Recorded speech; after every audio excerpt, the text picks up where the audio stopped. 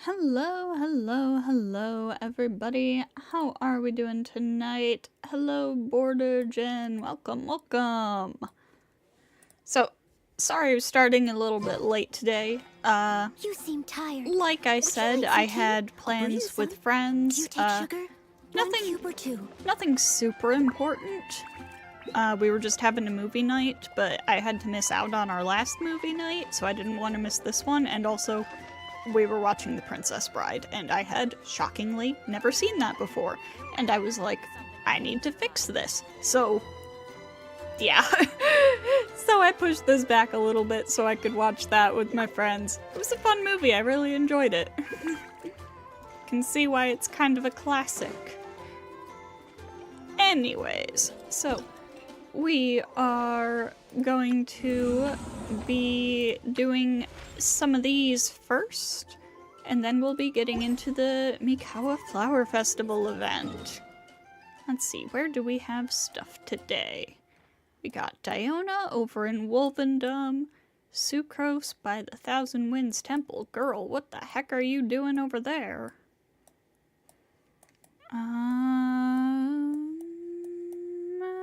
Well, more things will probably pop up as we do those. Got Zhongli over in Yilong Wharf. Alright, let's go to Diona first. Oh dear. Everyone's laundry is still on the line. May I be excused to fetch it in?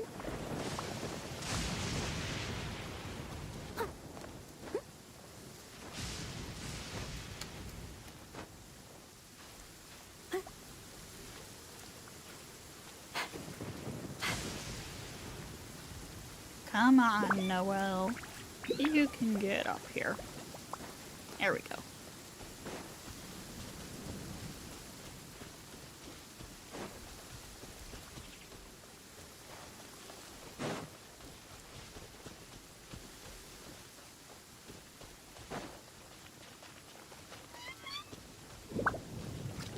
You know, I think I had this exact same scene on Non-Humans Only the other day, too.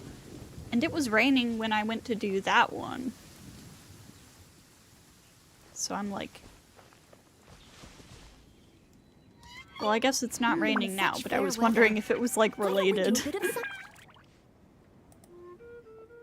Actually, surprisingly easy quest for Flower Festival. I mean, it's just a festival event, so...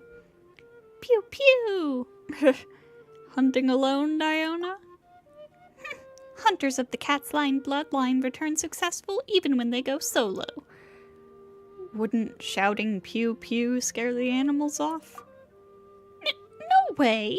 Can't you see that my arrows fly faster than the sound of my voice? Ah, so the pew pew is for a cutesy dramatic effect. Hey, cut that out! I can hear you, you know. Don't underestimate Cat's Line ears. Whatever, I'm not going to argue with you. Here, have some meat. I caught more than I need, and I'd have shared it with everyone anyway if I brought it back. Thanks, Diona. You're the best hunter in Springvale. You'd best remember it, and vote for me if the town ever chooses a champion. Last thing I need is for you to help give that silly old dad of mine a big head. Uh-oh. Ah! Huh. Seems like the Cat's Line bloodline faces some troubles of its own. I'm not afraid of those wolves, you hear? Absolutely not. It would just be too much trouble if we were to fight, that's all. And I'm not sharing my catch with them after I worked so hard for it. Hey, what are you standing around for? They're practically on top of us. Ugh, come on, let's just go already. And off she goes. Yeah, I'm definitely not afraid of those wolves. Certainly. Certainly not. Now, Sucrose, what the heck are you doing all the way out here?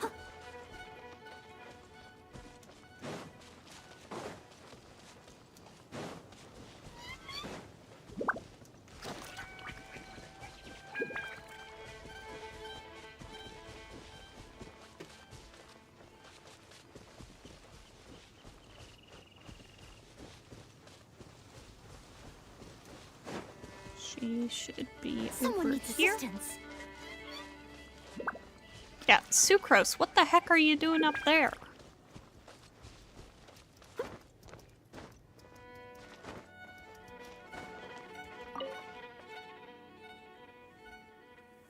Yes, very interesting. Time to write all this down. Why did you climb so high up, Sucrose? Huh? Oh, I didn't think anyone else would come here. I'm taking advantage of my vacation to do some nature watching. Nature watching ruin guards, then? Look, over there. Do you see that white pigeon? Aren't they practically everywhere? Yes, but only in places high, safe, and inaccessible enough to humans will they show their most natural, authentic appearance. Ah, speaking of which, see? Patrolling ruin guards don't disturb them at all. Is that because ruin guards don't actively attack animals? That's precisely what I'm curious about. Once I observed a finch making a nest atop a ruin guard's head, and yet when others approached, the ruin guard restarted itself. Could such a relationship be considered symbiotic? Is there some language or signal-based communication between them? Is this trust in automatons an inherited instinct, much like the imprinting phenomenon? Or is this an indication of them possessing greater intelligence than we assumed? Living creatures are host to so many secrets, and I want to learn about all of them. Those are questions worth considering. Thank you. I'm glad I got the chance to share these ideas with you, too.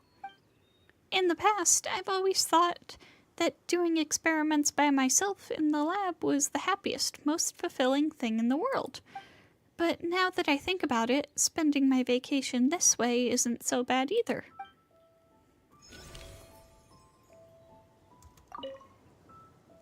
I wonder, white pigeons, what are you thinking about as I watch you from afar?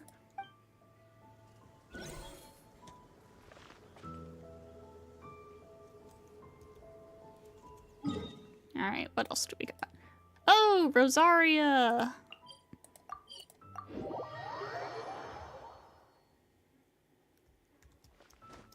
Rosaria, beloved.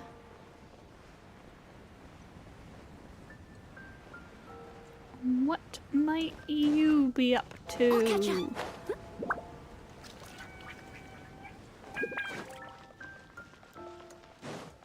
She's not in the church. She's over here.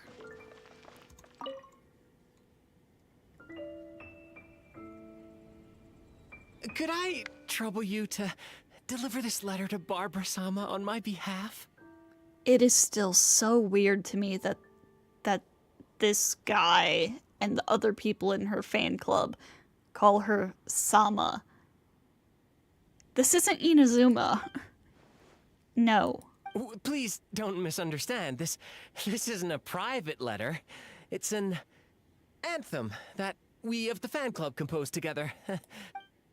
I trust you remember the lyrics then. Well... If you can't learn to patch up the holes in your story, then you shouldn't lie at all. In any case, you picked the wrong person from the get-go. Get over here, traveler. I'm done with my assigned charity work. Ah, so you did know I was there. Charity work? Oh, please don't joke. If you really want to help me, then please enlighten me. I don't know how to express my feelings. Is Barbara the only person left in your life? Of course! I'd give anything for her. Body and soul. She's so wonderful and... Everyone just remember last I checked, Barbara's a minor? Yeah, this guy's... Ugh. Stop right there. I don't have time for this. Let me break it down for you. Prayers, performances, healing the sick... That's just a tiny sliver of Barbara's life. As a member of her fan club... I'm club president. That's even more reason to do some soul searching. Looks to me like your admiration is only skin deep. Have you ever even thought of being more like your idol? Go off! You mean that rather than having my eyes fixed on Barbara-sama all the time, I should go out and help people? And make them smile? Yikes, you're giving me goosebumps. Go back and figure that out yourself. Very well. Thank you, sister. I'll pass your words on to everyone in the fan club. I've had enough of this guy. Ugh, don't tell them it was me. He's already run off, enthusiastically at that. What a pain. I'm not interested in going around helping people. I'll need a few extra stiff drinks later. But you did help him in the end. That depends on him, not that I care. Maybe you solved one of Barbara's problems too. Sure, that's a good thing at least. I'd say you've gone above and beyond with your charity work this time. Ha! I was going to invite you for a drink at Angel's Share, but it looks like you're drunk already. Better not let anyone from the church find out about this. It'll get in the way of my real job.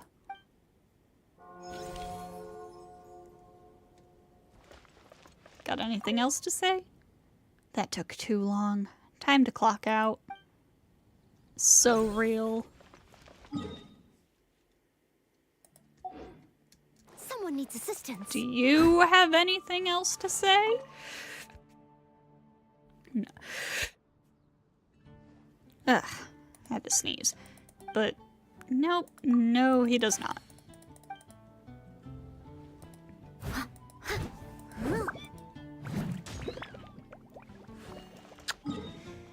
Anyways, Amber! Amber, my best friend, Amber!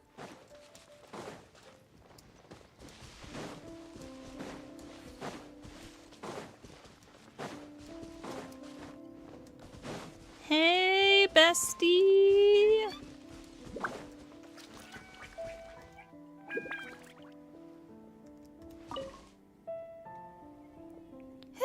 That's another lost adventurer escorted. Are the paths around here really that bad? Sorry, I'm lost. Oh, don't you worry. I'm the Knights of Favonius's #1 outrider. I never thought I'd meet you here. Are you back in Mondstadt for a visit? You've got great timing. Sarah just came up with a brand new dish, and she's looking for people to give it a taste. Kaya and Jean should be back at headquarters, and so is Klee. Oh, whoops. Am I talking too much? Not holding you up, am I? No, not at all. Never. I always have time for you, Amber. As long as I'm not getting in your way. Oh, here, take this. You haven't had any of my cooking in a while, right? I just made it, so eat it while it's hot. Though I'd love to talk with you some more, lots of adventurers have been getting lost in these woods recently. In order to escort them all into the city, I've been doing lots of extra patrols these past few days. Any more, and I won't be able to keep up. With you here, they're in safe hands. That's for sure. Okay, I've got to run now. If there's anything you need, just come find me at headquarters. Amber, my best friend, Amber. Okay, and we had Zhongli over at Yilong Wharf.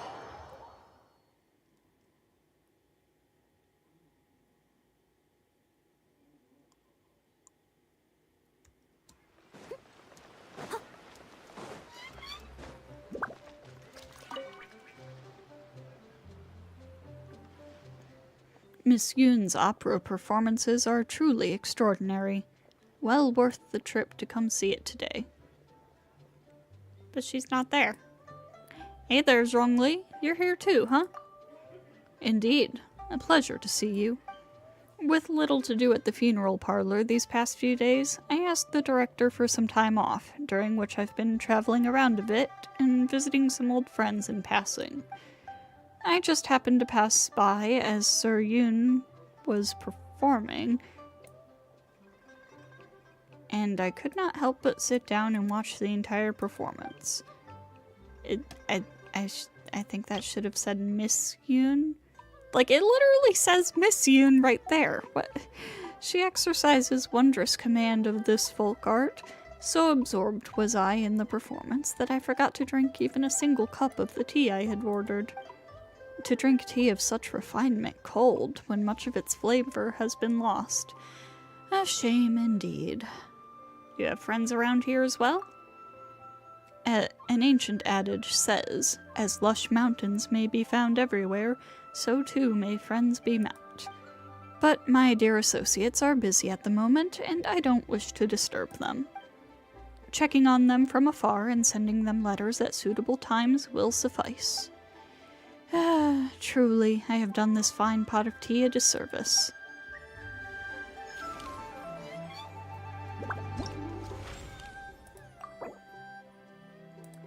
What even are the anecdotes for, or are they just collectible for the archive? I don't know if they're going in the archive or not. It's just a fun little thing to stop in and see what our old friends are up to. Is there anything else today? Probably not. Oh no, wait, there's Rosaria again.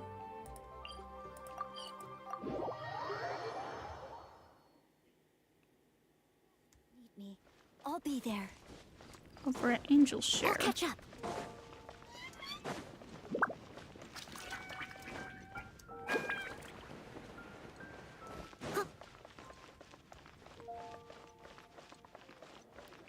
I'll catch She up. should be... Oh, I can't go in up here? Oh. You can go out through there, but not in. I think you can go out through there.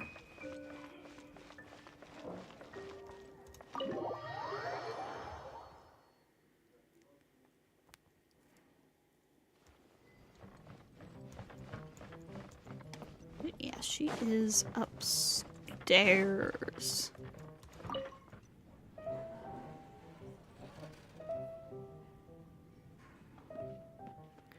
Already this late, huh?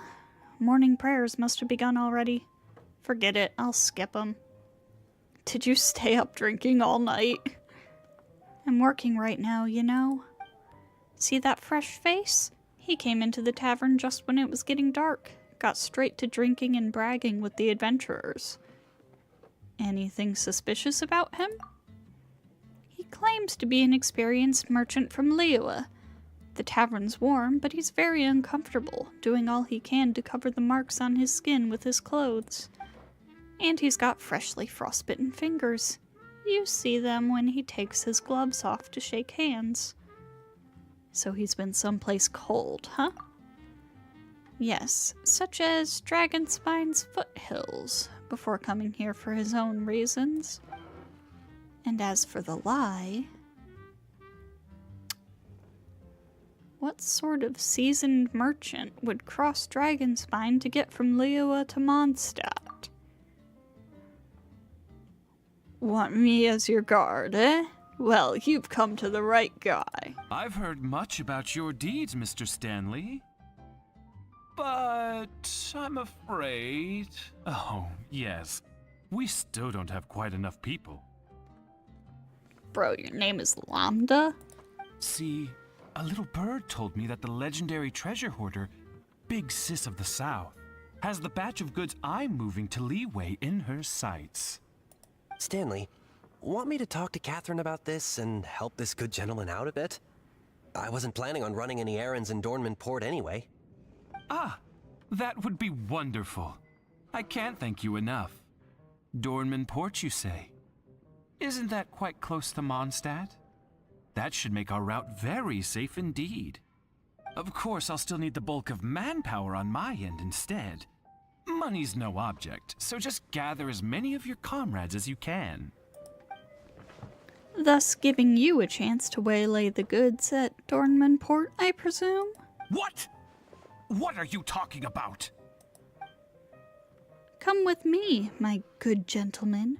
A warm tavern isn't the right place for what I want to talk to you about next. Wait, sister? Is something the matter with him?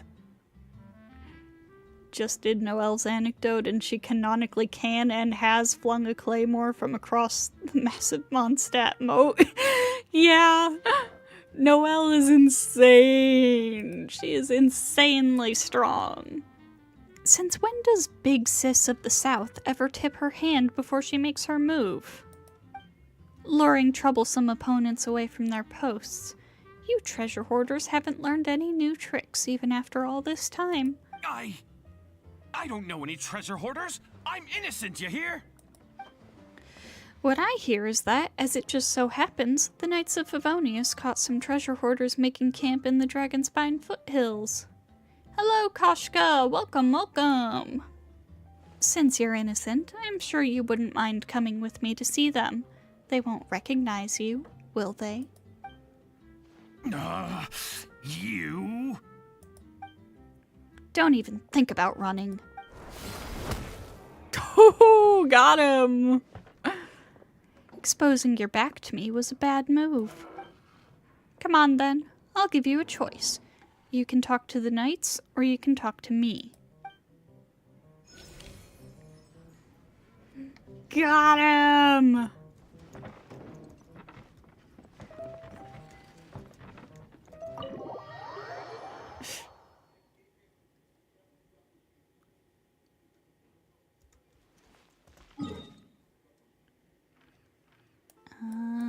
Okay, do we have any more? Yes, we do! Kazuha and Yunjin. Wait, if we're going to see Kazuha, I need to switch teams.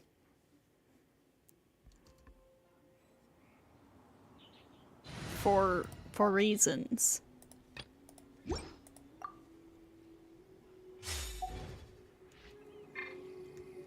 Alright, where is he? Right, this way.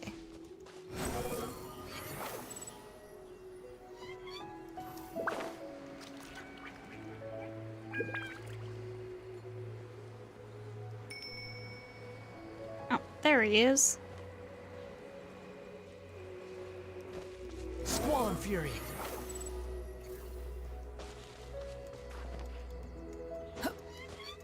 Hi, Kazuha. You seem tired. Run into some trouble, perhaps? Oh, nothing but the usual minor problems one runs into while on the road. Such strength. Still, it is best not to push yourself too hard. Take a short break today. There are leaves nearby. I'd be happy to play you a tune. May its melody accompany you, from where the wind blows and into the distant future.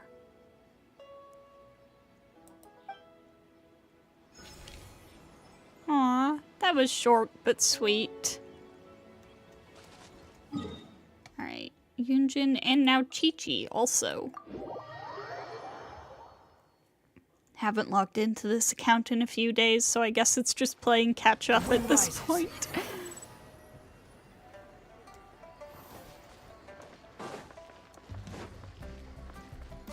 Alright, Yunjin. Squall Fury. Where are ya?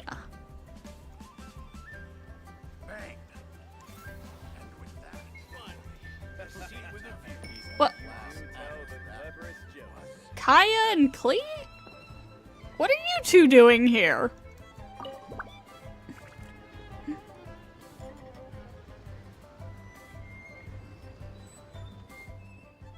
Oh, so this is what bards from Liyue are like, Kaya?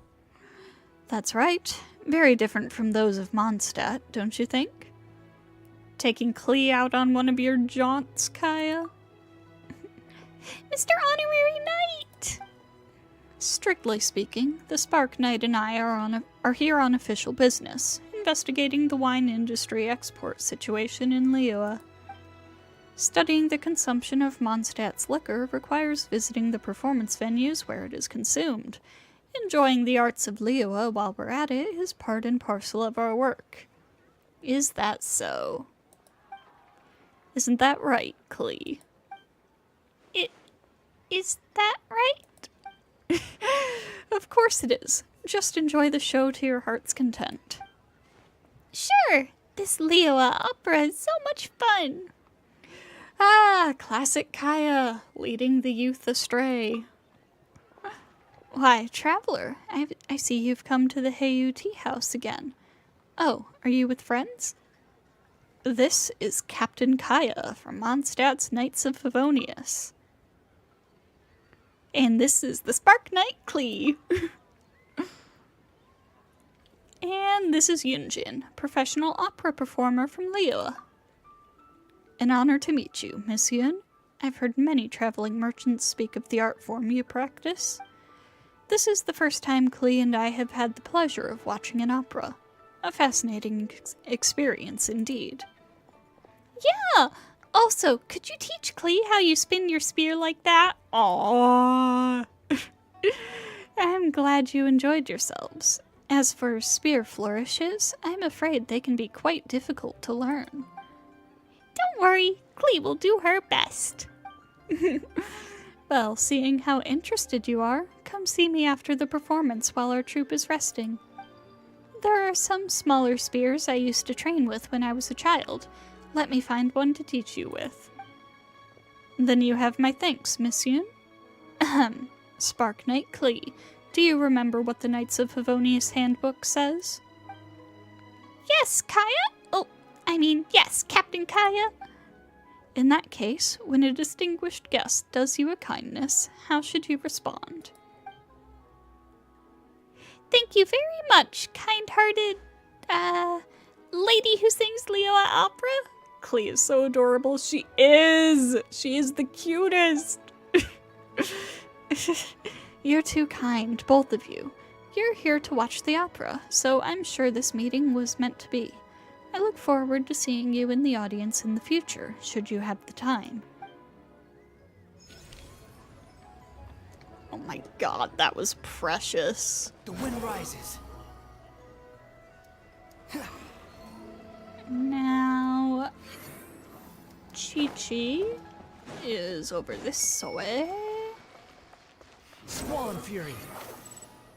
Now, this one...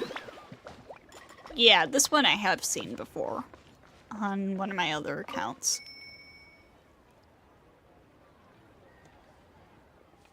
Please help. Try this.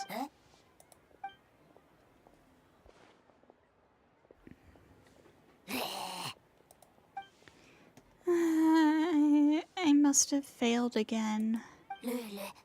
Oh, Chi-Chi.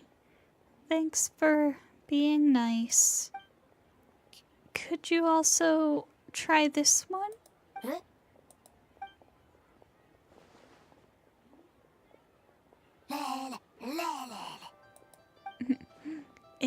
Is that good?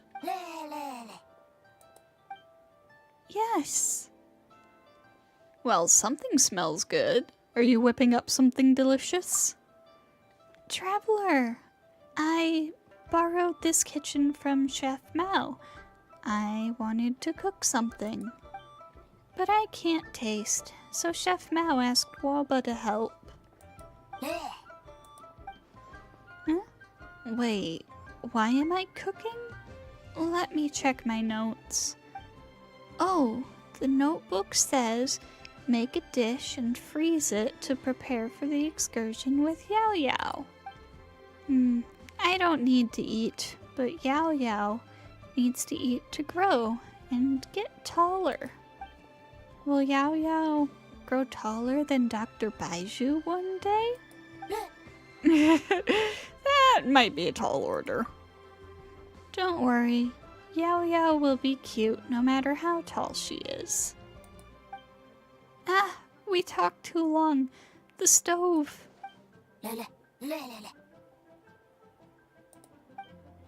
Thanks for watching the stove, Guoba. Please, try this last one as well.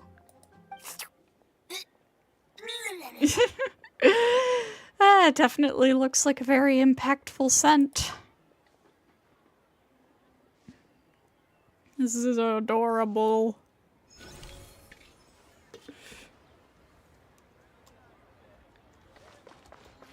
And then there's one with Shenyun over here.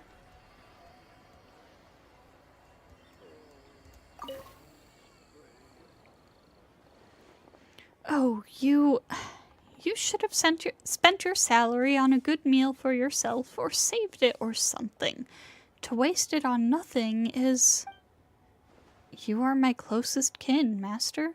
According to the customs of mortals, I should demonstrate filial piety. Xianyun? Shenhe? What are you two talking about? Hello there, Xianyun. It has been a while indeed. Have you come all this way to visit one, then? Oh, of course. Friendships need to be maintained from time to time, don't they? Also, Paimon overheard you talking about a good meal. Is there something Paimon should know about that? We were not discussing food, Paimon. Master was simply giving me guidance just now.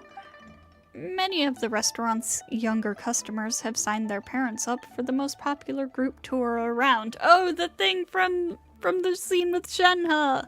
When I heard that their tours were designed specifically for seniors, I signed Master up as well. They're called Senior Joy Tours. Here, have a look at their pamphlet.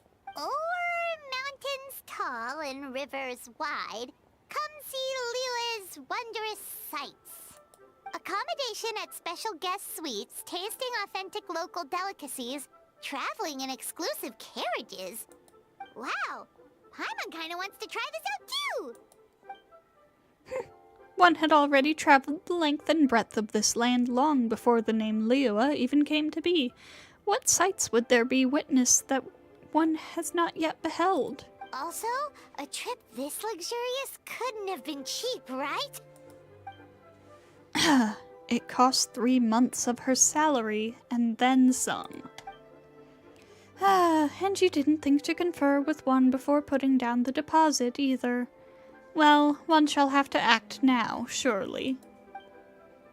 I would gladly spend my entire salary if it would make you happy, master. Oh, you silly... It is enough to have your devotion, Shenhe. Aww. But now that it's come to this, Shenhe, let us... Understood. I'll cancel the registration on your behalf, master. Huh? Pretty sure she was about to say that you can go. You're right, master. I was too impulsive.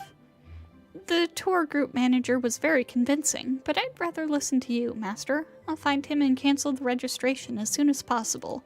Wait, haven't you paid the deposit already? Right. Leaving the matter of getting the Mora back aside, it would be such a hassle. It's no trouble. The manager promised me that the cost would be refundable. I will try my best to negotiate with words. And if an altercation occurs, that will only make things easier. Shenhe, no! What? You... forget it. Go, do what you must. The hour grows late. I shall return and cook for Shuyu. Uh-oh. What do we do? She's mad for sure. Come on, we gotta think of something. Hey,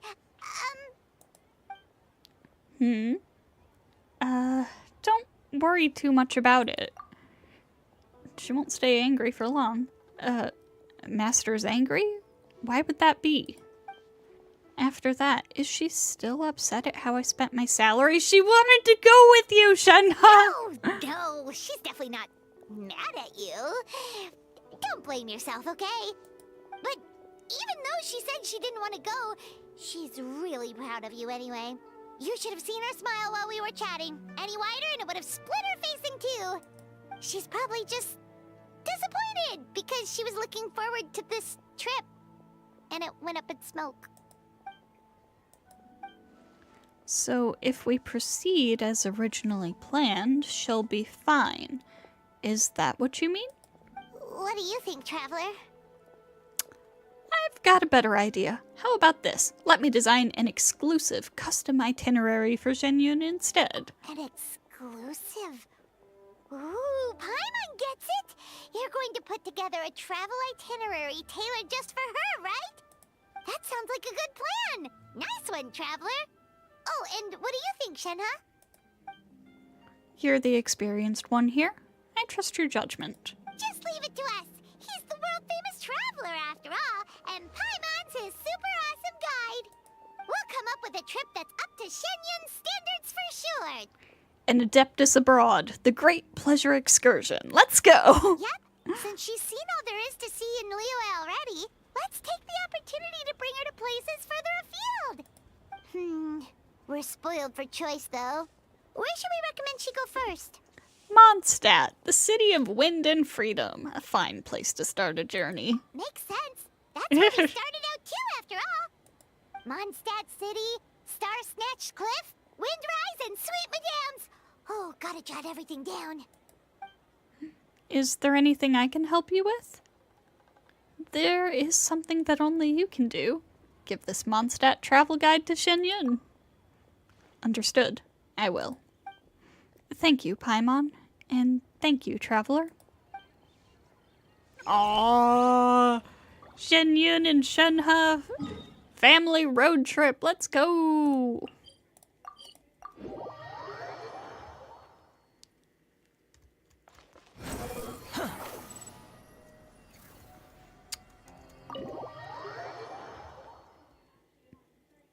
And Ningguang is down here. Come on. What is Baiju doing here with you? Your cold was caused by the physical and mental strain you've been under lately, I fear. Such things are more common with the changing of the seasons. Just prescribe some more medicine for me, if you would. I'll have someone pick it up in a few days. As you say. However, while colds can be cured with medication, overexertion could cause it to reoccur. Thank you for the advice, Dr. Baiju, but I simply cannot ignore the affairs of state. Alleviating the symptoms through your prescriptions should suffice for now. I will write up some more nourishing dietary prescriptions. Please, take things slow and avoid weakening your body too much. Listen to the doctor, Ningguang. Traveler, our distinguished guest. Is there some urgent matter at hand? Well, you seem like you haven't had enough rest, for one. I slept too little last night, and after getting up, there was a chill draft, so I caught a cold. I was planning to just deal with it using a bit of medicine, but a massive headache came with the package, so I had to invite Dr. Baiju over. My apologies, Dr. Baiju, for having to have you come over every so often to adjust my prescriptions. Not at all. Diagnosing, treating, and saving people are well within my duties. But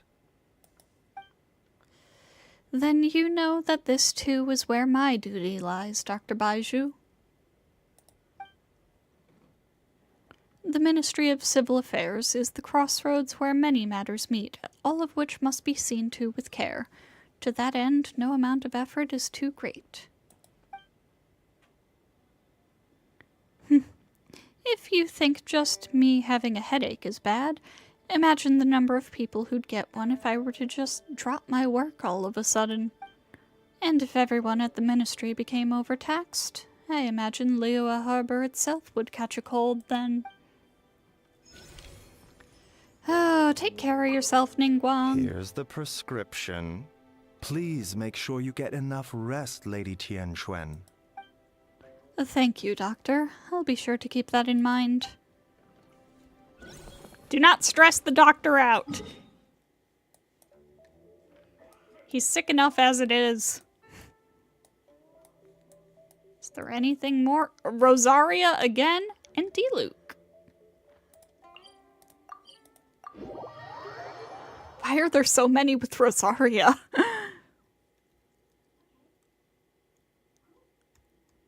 I promise we'll get to the Mikawa Flower Festival. Just going through all of these first.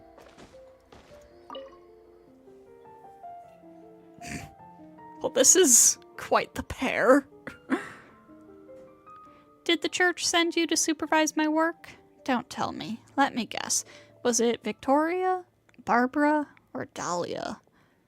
What are you doing here, Rosaria? The scenery here is pretty, and it pairs well with the wine. I can watch the children at the tavern from here. And, most importantly, I can spot church members coming to drag me back before they see me. My, sister, your eyes darted for a moment there, and the wine glass left your lips. Were you that unsettled? That's a normal reaction. The honorary knight here is both renowned and formidable. I've been absent for a good while today, so it wouldn't be surprising that Victoria's gotten fed up and sent him to catch me. I'll come quietly, don't worry. Just how much work have you been skipping exactly? I took off right after morning prayers. Barbara swipes all the minor tasks around the cathedral, and there wasn't anything major, so better I get some fresh air than stand there doing nothing. So, whoa, she drained that glass. So are you going to drag me back? Now would be the time to act. I've had a few drinks already, so I might lose even if I tried to resist. Huh, I doubt he's the type to spoil the mood like that. I'd wager that should he face a chance encounter with gathered friends, the only thing he'd do is join in on the fun.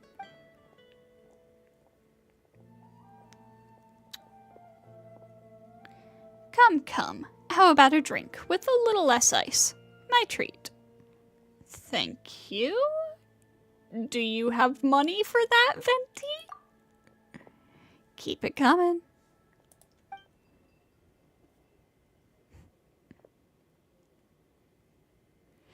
Rosario refills her own glass without a word. Where were we? Ah, right. He's got loads of friends, and I know where I rank in that list.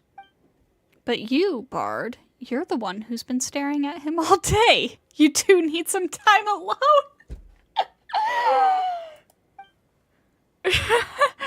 Don't be a stranger. I'm just observing the varied expressions on an old friend's face, just like you.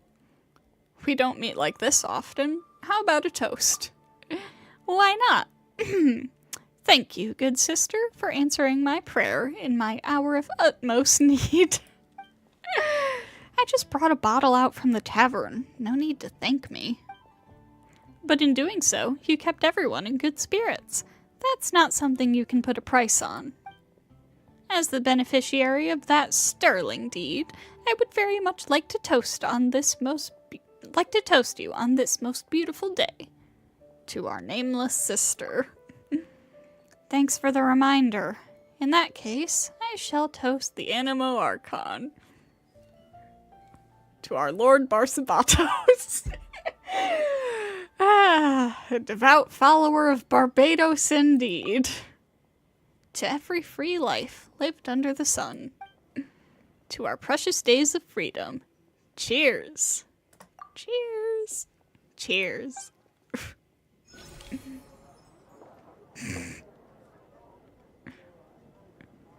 She doesn't know. Fishhole? Again? Oh my god, there are so many of these! I wasn't expecting there to be so many.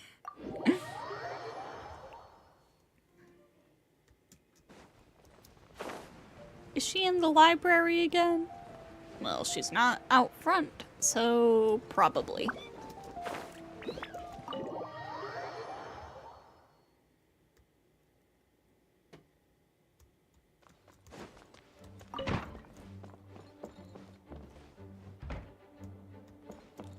There you are. So there was a stipulation against damaging any books in the collection, was there? Yet, has that custodian mage of tomes never been cautioned, even in all her universal sagacity, to not make a foe of the princessin? Do not grieve so, mein Fräulein. Whoa! He started saying it right! He learned how to pronounce it!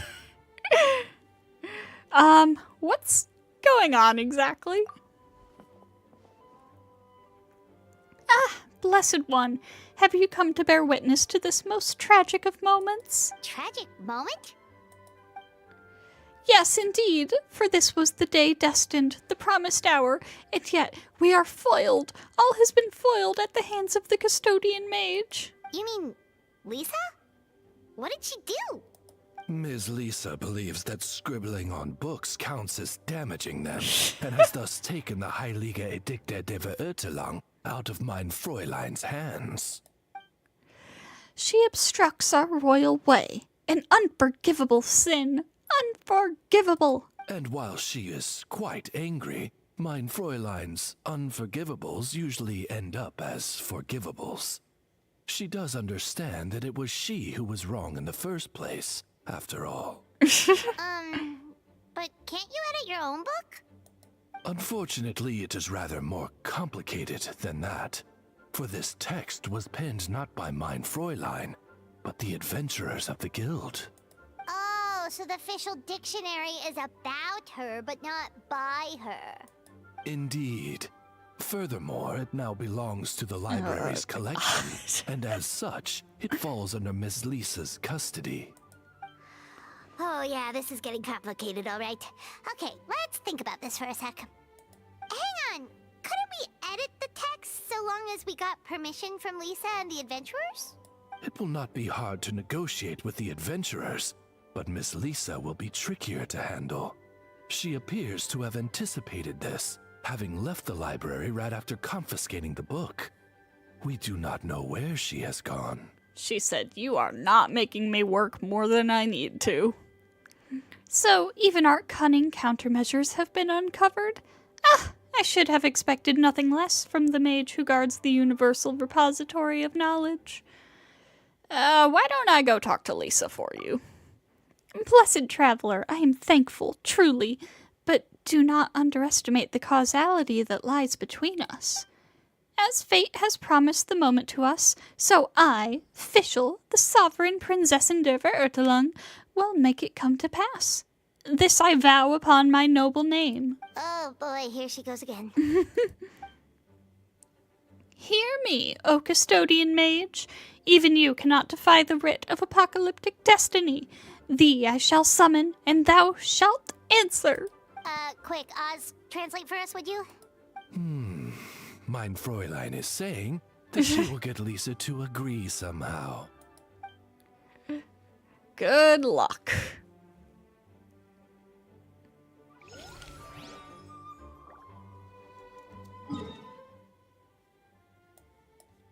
Okay, Diluc.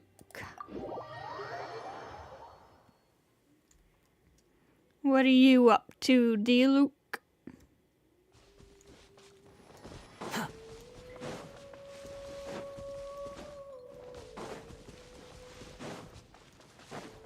He is probably inside.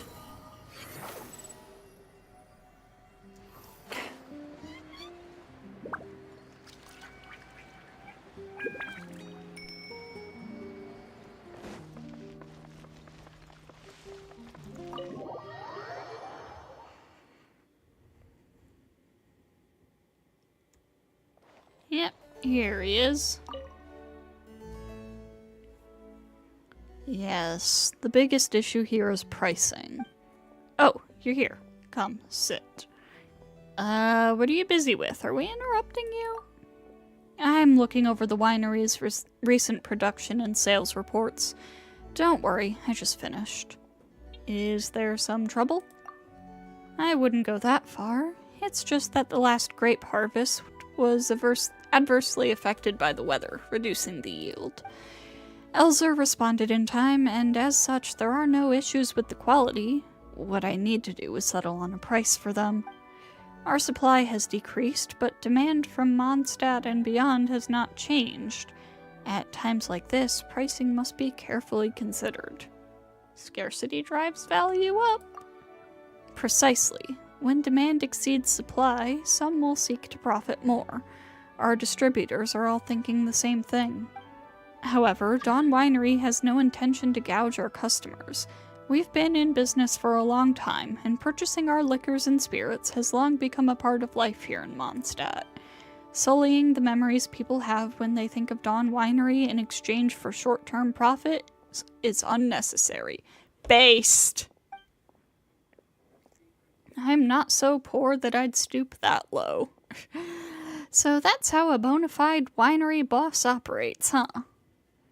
Is that so surprising? Elzer was actually quite quick to accept this reasoning. In fact, he went to meet with our distributors immediately. Ah, yes, it's been a while since you've come by. Would you like me to open a bottle for you? Well, we're here to visit you, so no need to stand on ceremony then. I was in the mood for some apple cider myself, in fact. Would you like some?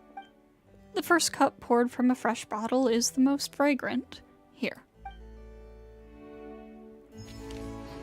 Nice. I like that you get stuff from some of them. Fischl again?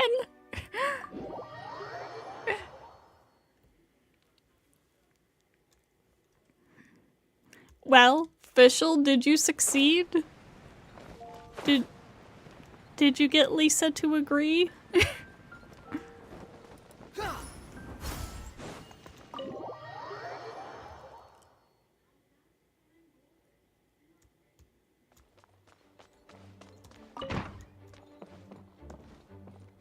Did it work?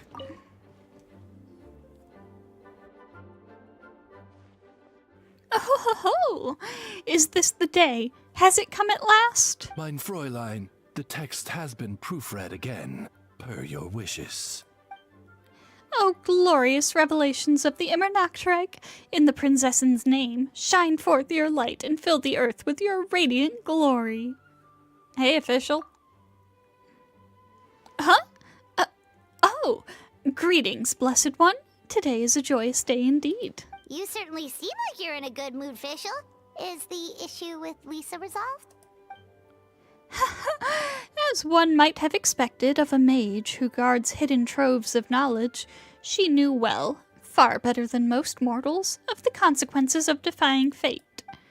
Thus did she come to her senses and submit the Heilige Edikte der Verurteilung into my rightful keeping upon hearing the distant summons of the Immernachtreich. And that's all that happened? Come on, Fischl. It's okay to admit that you had to ask her nicely. Mein Fräulein speaks truth, in fact, with the sole qualification that Ms. Lisa handed over a fresh copy of the text. As it turned out, she left the library to seek the opinion of the Adventurers Guild, and also to print a new copy of the manuscript. Thus, we could make what edits we needed without damaging the copy that is in the library's care. Ah, so that's what happened. Paimon knew Lisa always liked you, Fischl. She'd never make things hard for you just because.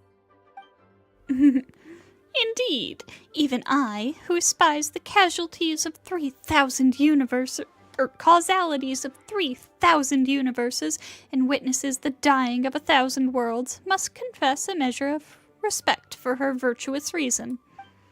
As mein familiar, now that the Heilige Edikte has been edited, let us go hence unto her, and give her the royal salutations of the Immernachtreich. As you wish, mein Fräulein. Looks like we'll be able to read the book today. Oh, blessed one of mine, did I not say that the cord that binds us is as dawn and its light intertwined? Now then, I present unto you the promised fruit at the destined hour, the great revelation of the Immernachtreich, the Heilige Edikte der Verurteilung.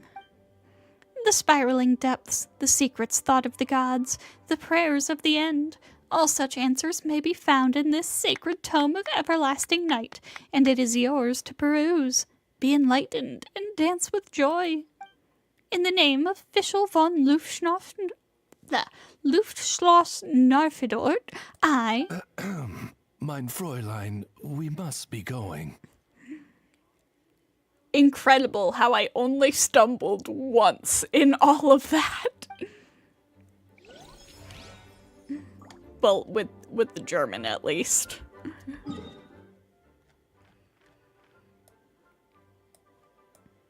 Oh my god, there's more. Okay, Singcho, Yao Yao. How many more are there? That's what happens when you don't do it for a few days, I guess. Good to know. Squall Fury.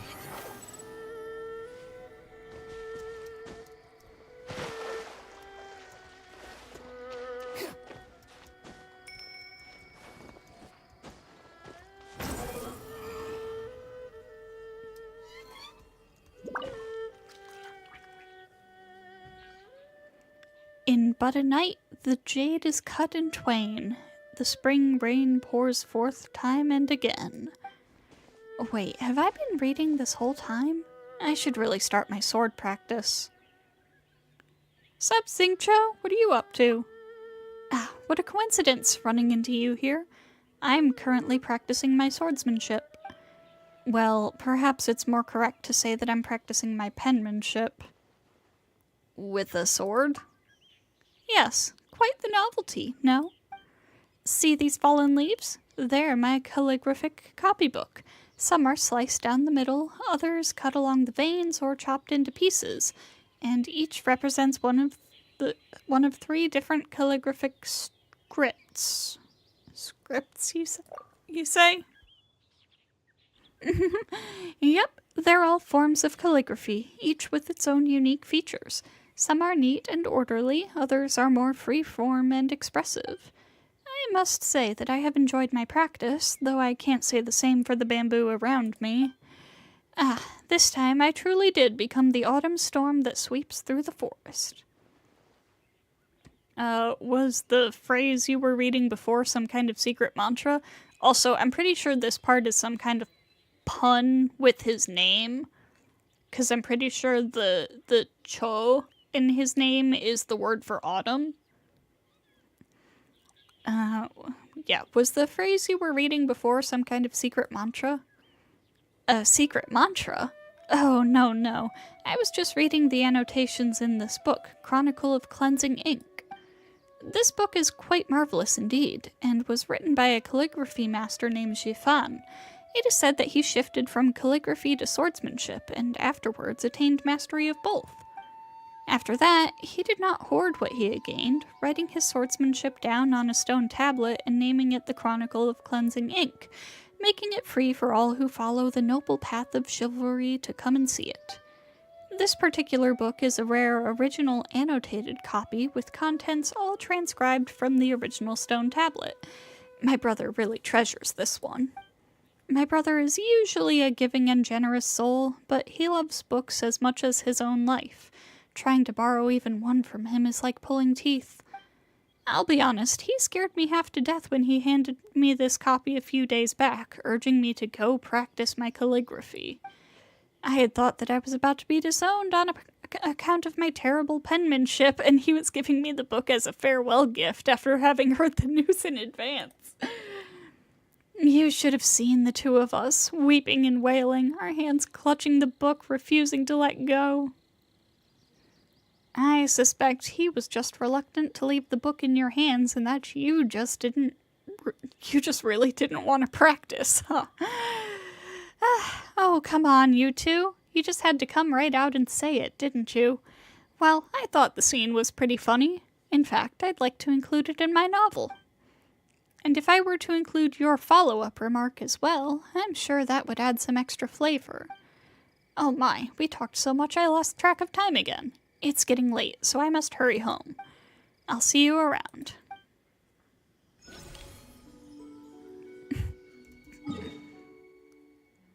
All for a book. Indeed. Oh, Kazuha again.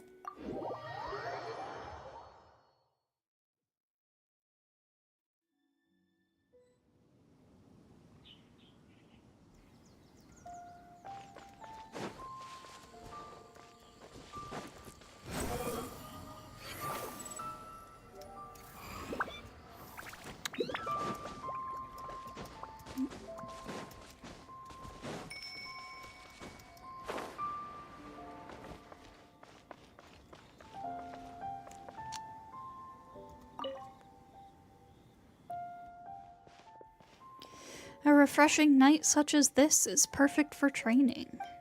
You know, whenever I recall the steps I've taken in the study of swordsmanship, memories of my journeys also flood into my mind. As such, no matter where I am, when I hold my blade, I feel as if you are right there with me. Shall we spar then? I wouldn't have it any other way. It seems the bamboo blade in my bag will finally see some use. I've heard many tales about you during my travels. I imagine you've gotten even stronger since we last met in Inazuma. Oh, yeah, it's been a while. It just so happens that I, too, have not ceased training. In which case, let the blades in our hands tell of our experiences since our parting. Shame that we don't get to actually do the spar. Yao Yao, what are you up to?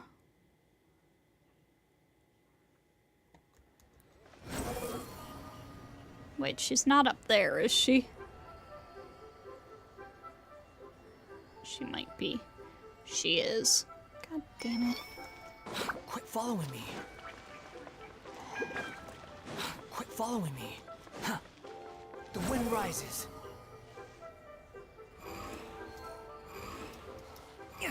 Oh, of course. Of course she's with Madam Ping. Master, look at this one! Not bad, not bad. Then we follow up right away with this move. Maintain balance, grip the spear rightly, leaving no openings in front. Oh, Traveler, how have you been? Ah, it's been too long. I'm not disturbing Yao Yao's training, am I? Oh, not at all. I'd love to show you how much I've improved. Hey-ya! All right, child, continue. Date flowers on silken scarves flow. The ancient willows to the vast sands go. Start with falling dates, form 3, and let it flow into the ancient willow. Falling dates is a poke and then a lift. Ha! Continue with cherry, form 5, and then transition into round flower, form 6. Round flower, form 6. Master, how am I supposed to lead into it again? The spear is in your hands. So long as your hands can flow from motion to motion, so can your spear. Begin. All right. We draw a circle, then rotate back, then an upward thrust. Ha!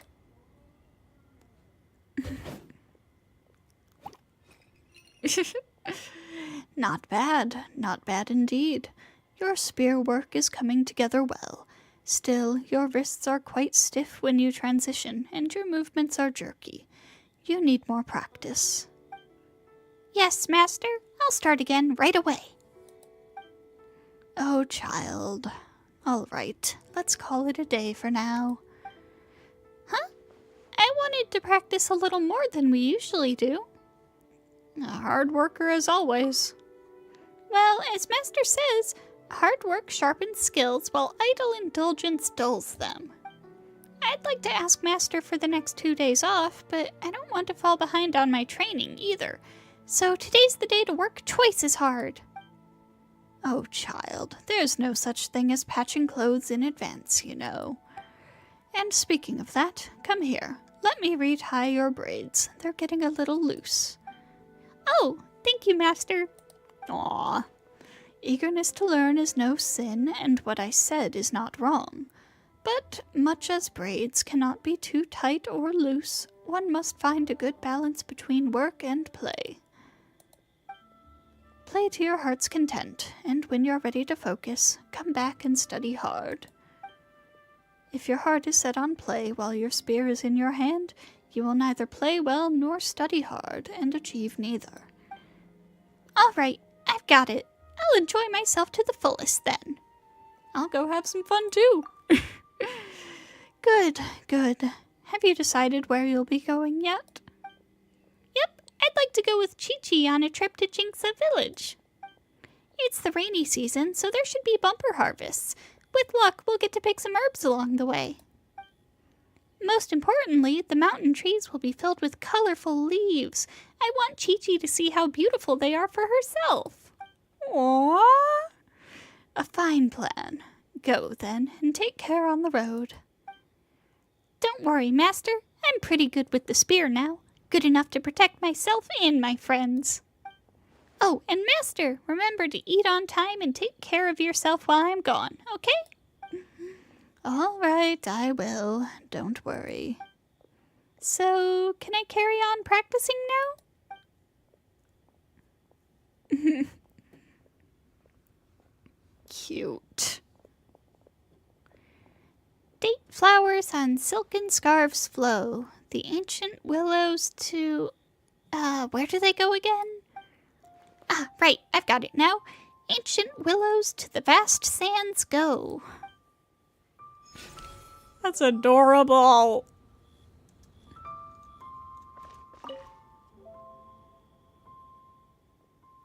And one more time.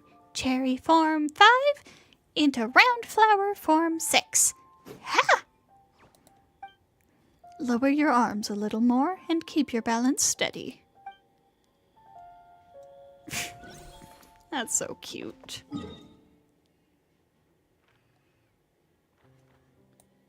Dang, Kuching needs to take lessons from Madam Ping. Real. Okay, nothing else in Mondstadt. Nothing else in Liyue.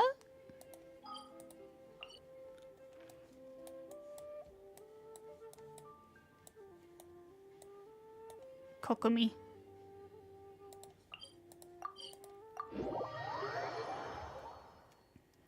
Got something with Kokomi. Too slow. We've been doing just these for over an hour.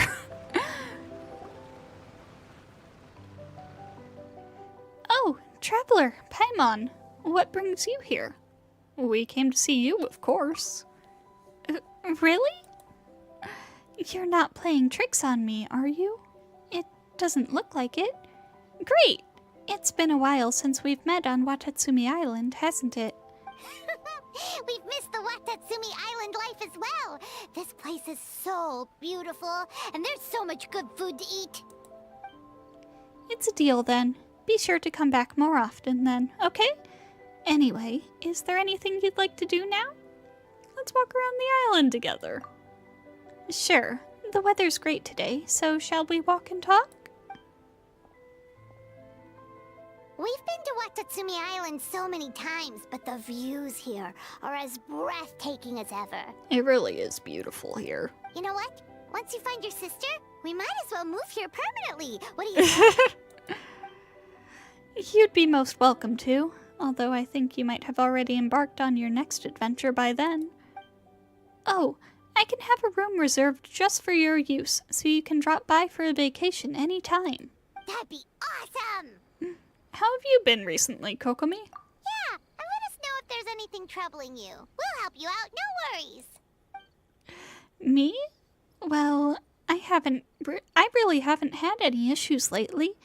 Harvests here have been good, and the security situation is much better than it was before. There's still much to do, but it's all work I'm used to doing, and well within my duties as the Divine Priestess.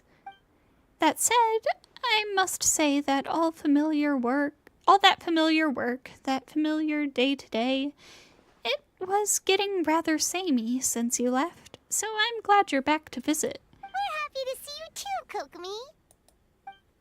Ah! Your Excellency, and... Hey! Captain? You're back and you didn't think to tell us? Come on. Hey, I'm not your captain anymore, you know. You'll always be our captain in our hearts. Your Excellency, Captain, we'll be organizing a bonfire party later. You want to join us? Oh, a party? There'll be loads of delicious food, right? Of course. In fact, I'll be handling the cooking myself. Are you sure your culinary skills are up to it? Let's party then. In that case, I'll have someone send some ingredients over to you. Thank you, Your Excellency. We'll go start the preparations right away.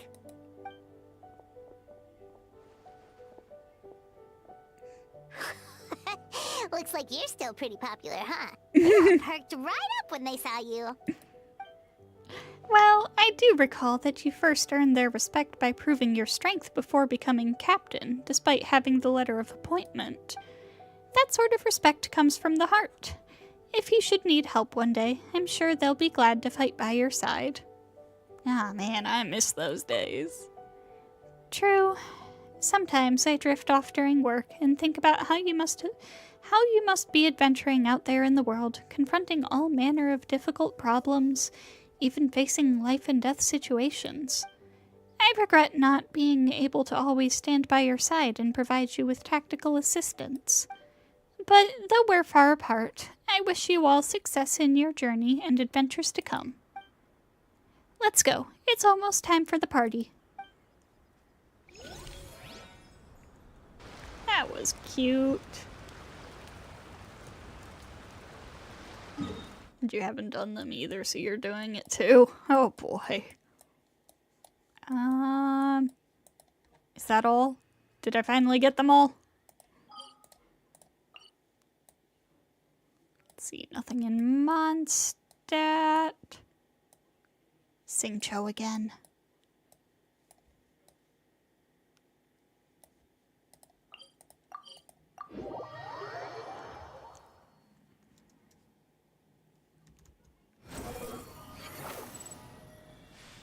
Well, how's the penmanship practice going?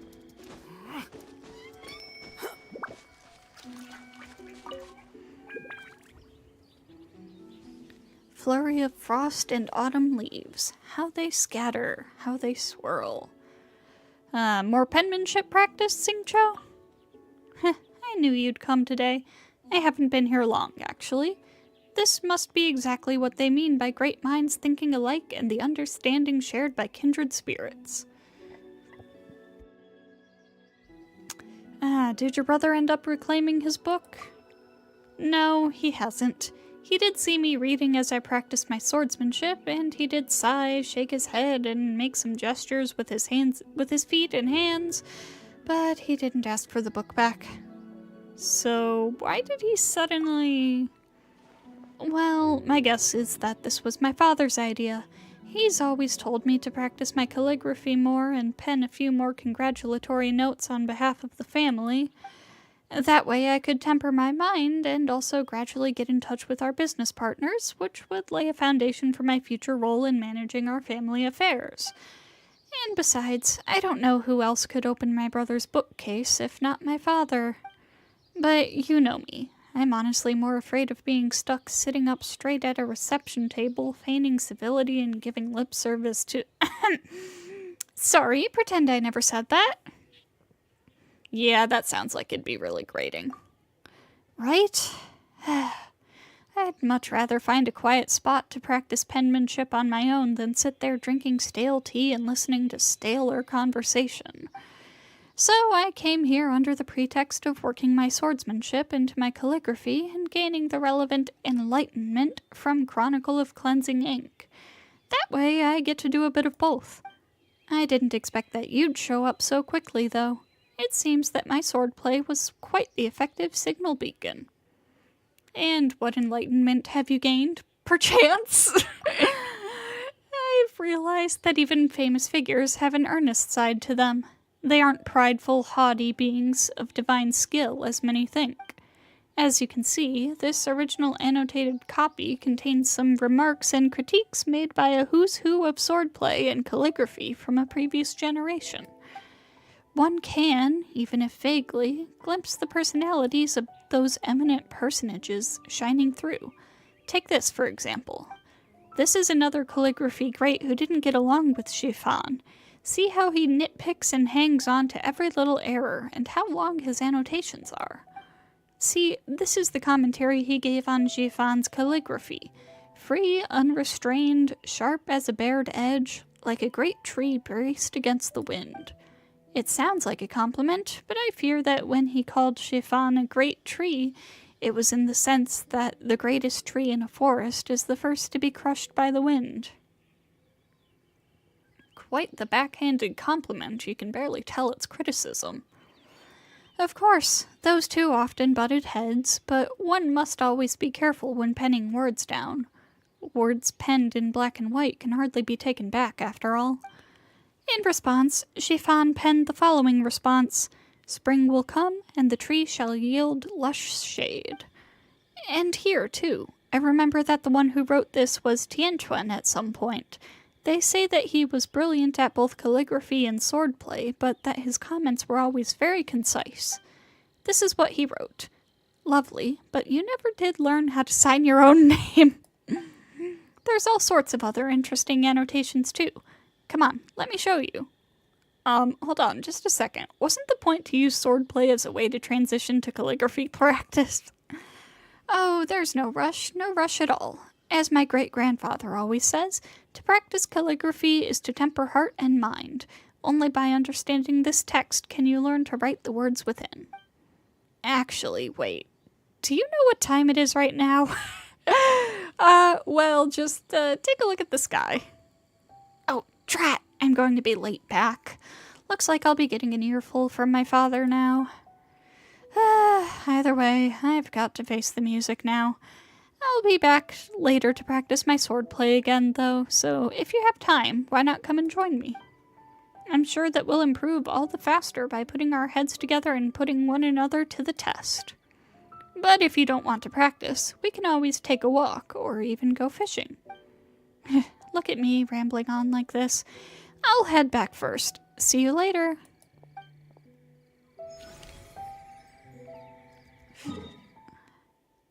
Okay. Nothing in Liyue. Nothing in Mondstadt.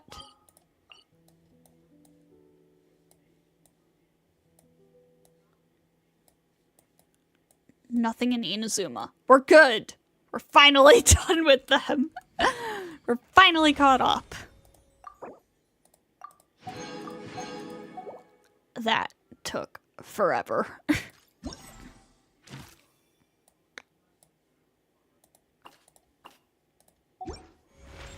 Okay.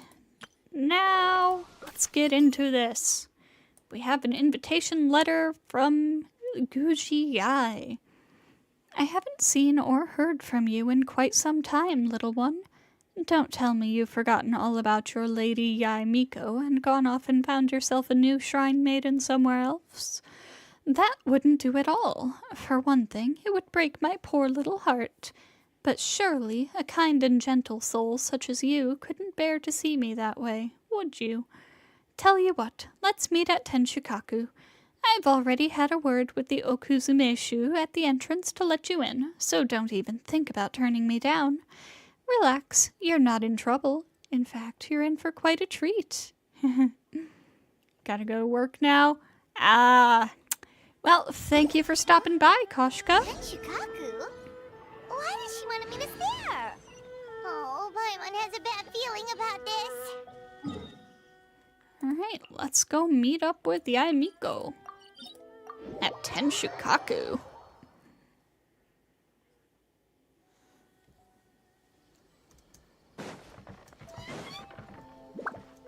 Hello.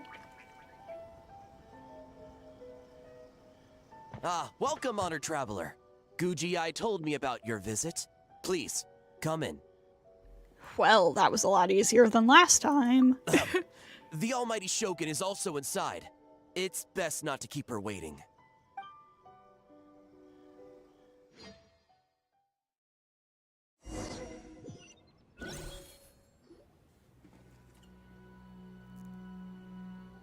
Now, there's no need to be so stubborn about this. I'll adjust the budget here, and we'll definitely turn a profit. No. We must confirm the official representative before discussing details. There is an order to this that must be followed. Hello, Shogun. From the way she's talking, this must be the Shogun, right? Yeah, it's her, alright. Little one. It's about time. Come, I have a contract for you to sign. Whoa, we're not just gonna sign a random contract out of the blue. Also, if it's one of your contracts, how can I be sure I'm not signing myself up for slave labor or something? Hardly. Oh, well, labor is a part of it, but you will be compensated.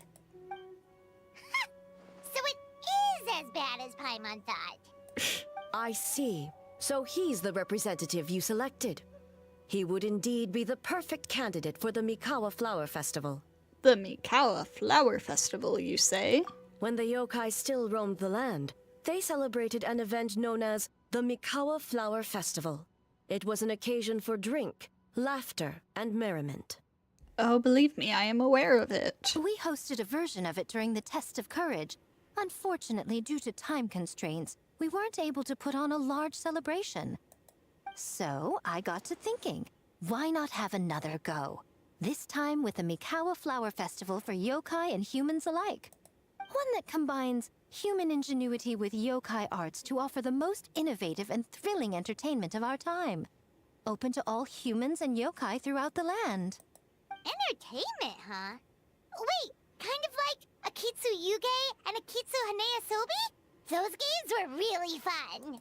For an important event like this, an official representative is required to preside over the festivities. In the past, the role was usually given to the Guji, or an individual from the Yashiro Commission. But this time...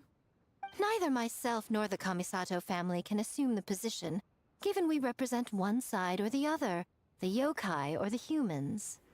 But aren't I human too? I mean, debatable. Human you may be, but you possess a deep connection with the yokai, and you do not hail from this land. That makes you a more neutral option. Moreover, you took part in the previous festival during the Test of Courage. In my estimation, there is no better candidate for the role. Plus, your name has the potential to attract an even greater showing. So are you going to sign this thing, or what? I guess I don't have a choice. Huh. You've got a point. Then let's go ahead and... Wait! I'm gonna fall into a trap! I don't work as a festival ambassador for free. How much are you willing to offer? Oh, come now. This is for an important occasion, is it not?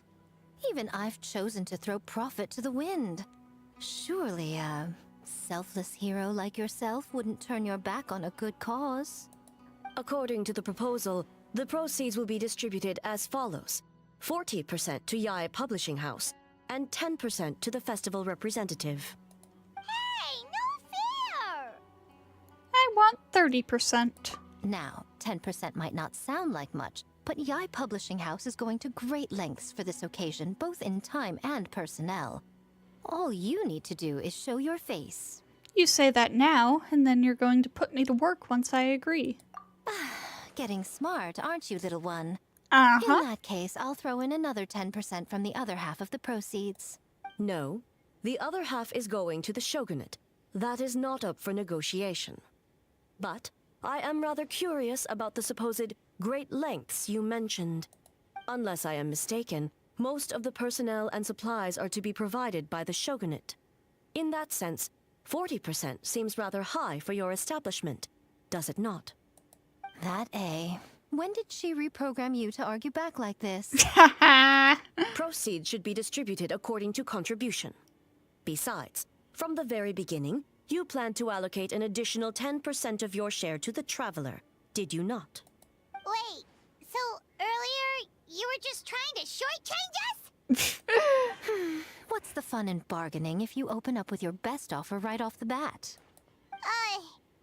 Paimon doesn't see the fun at all. But 20% is acceptable. All right, so what do I have to do as the representative? Once the representative is confirmed, the rest of the conversation goes Games have smoothly. always been a central part of the festival, and both Akitsu Haneasobi and Akitsu Yuge were extremely popular.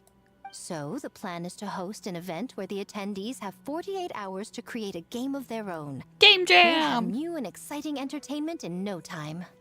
Ooh, everyone loves fun games. You won't have to worry about attracting humans and yokai to the event. That is the general plan.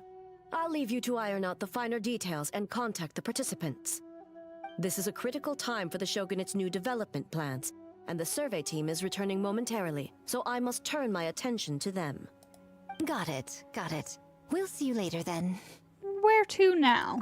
Jinju Forest. Let's pay a visit to our old friend Ioroi. Oh.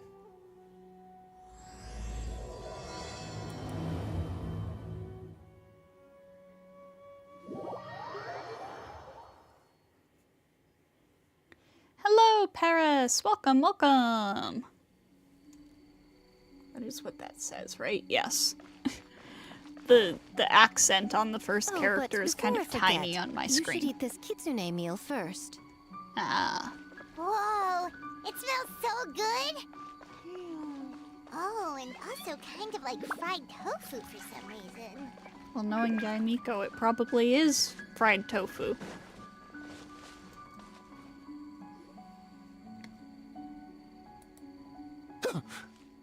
The smell of humans. Nothing to see here, just a statue. Huh? Wait, why do I smell kitsune? Hey! Ioroi's got a voice now! Remember us, Ioroi? It's only been, what, 3 years? Ah, it's you youngsters. And you! Huh. The nasty kitsune who turned Chinju Forest into the playground for her test of courage.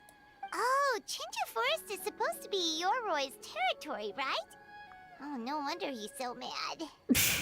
Exactly. How could you hold a test of courage without inviting me? Oh, so that's what he's angry about. But, sealed away like this, could you even participate? Anyway, what brings you all here? Something to discuss? Okay, so he avoided the question completely. I actually came to apologize about the test of courage. It was my mistake not to invite more yokai to the ceremony. So for this Mikawa Flower Festival, I knew I had to extend a personal invitation to the Bake Danuki. Huh? The Mikawa Flower Festival? Hey, Kichiboshi's got a voice too! Yes! The Mikawa Flower Festival! All 3 of them do! Huh? Kichiboshi? Shosei? Gyobu Koban? Where did you come from? And why can we understand them all of a sudden? Is it because of the kitsune meal? On second thought, better not to ask. Never trust an apology from a kitsune, or an invitation for that matter.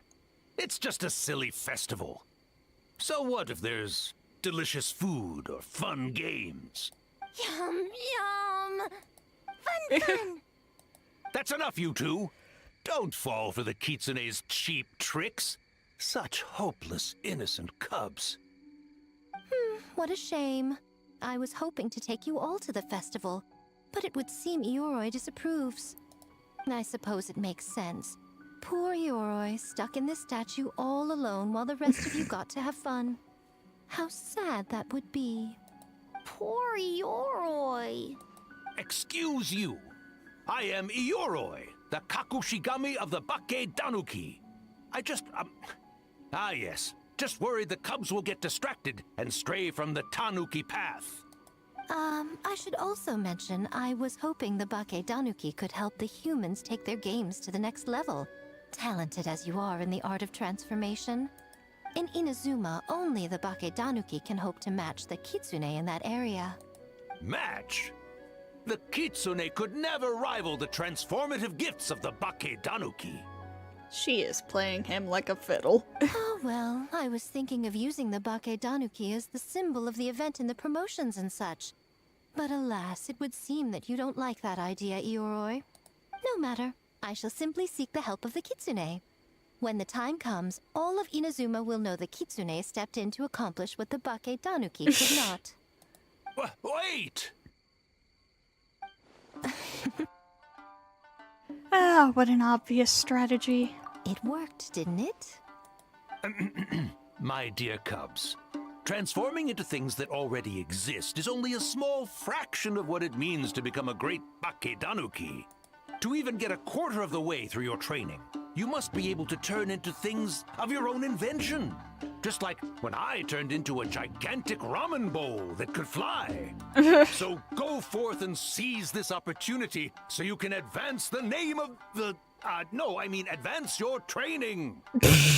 Not all humans are bad and scary. Some are good, just like these youngsters. Go with them and transform into things you've never tried before. Don't worry, Ioroi. The little Tanuki are safe with me. You're the one I'm worried about. Well, we're here too. We'll make sure they don't I'll hold you to that. Now, Kichiboshi, Chose, Yobu Koban, while you're out there, always listen to... Yep. Always listen to Whitefur. And Mr. Yellowfur. And Auntie Pink. Miss Pinkfur. I almost forgot. Given their level of training, speaking to humans will be a problem. Just a moment, I'll cook up a few Bake Danuki meals to keep on hand. No need. Here, Miss Pinkfur prepared a special kitsune meal for you all. It will give you the ability to speak to humans. You stole our tricks too? And changed the name? Seemingly oblivious to Iori's loud shouts of protest, Miko prepares the meals for them. Yum! Is it really that much better than mine? Splendid. That should make our lives easier. Now we can head into the city and start forming the teams. Teams? Well, we need more than Bake Danuki power to design these games. 2 humans per team should suffice, I'd say. Now, I need to discuss the layout of the venue with the Yashiro Commission.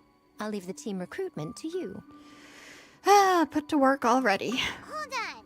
You're not taking part, Miko? You're really gonna sit out on the fun? You of all people?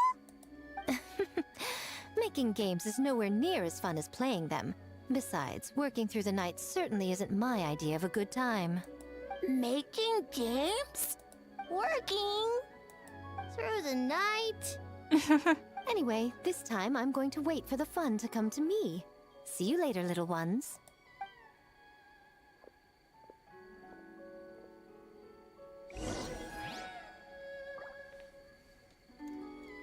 Got anything else to say? Kichiboshi and the others are young, so their speaking ability is limited.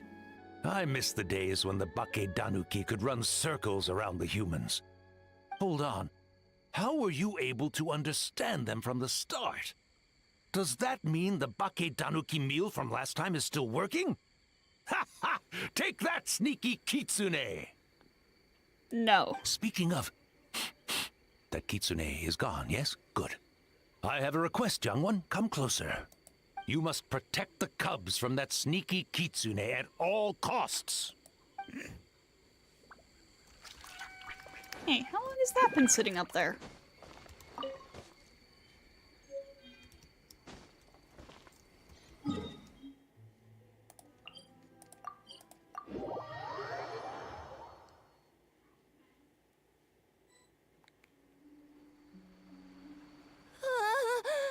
City. So many houses. So many humans.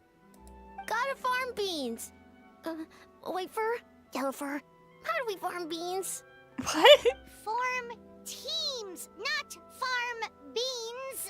It's kind of hard to explain. It's like finding people with similar interests. Yeah, that's right. People with the same taste. You know, into the same thing. It's easier to come up with a game that way. Taste the same. Got it. Easy peasy. Whitefur, dumb. Beans that taste the same. No. Oh no. No, wait, that's not. And they're gone. In different directions, too. Let's go after them. Oh boy. Oh. Upon the gale.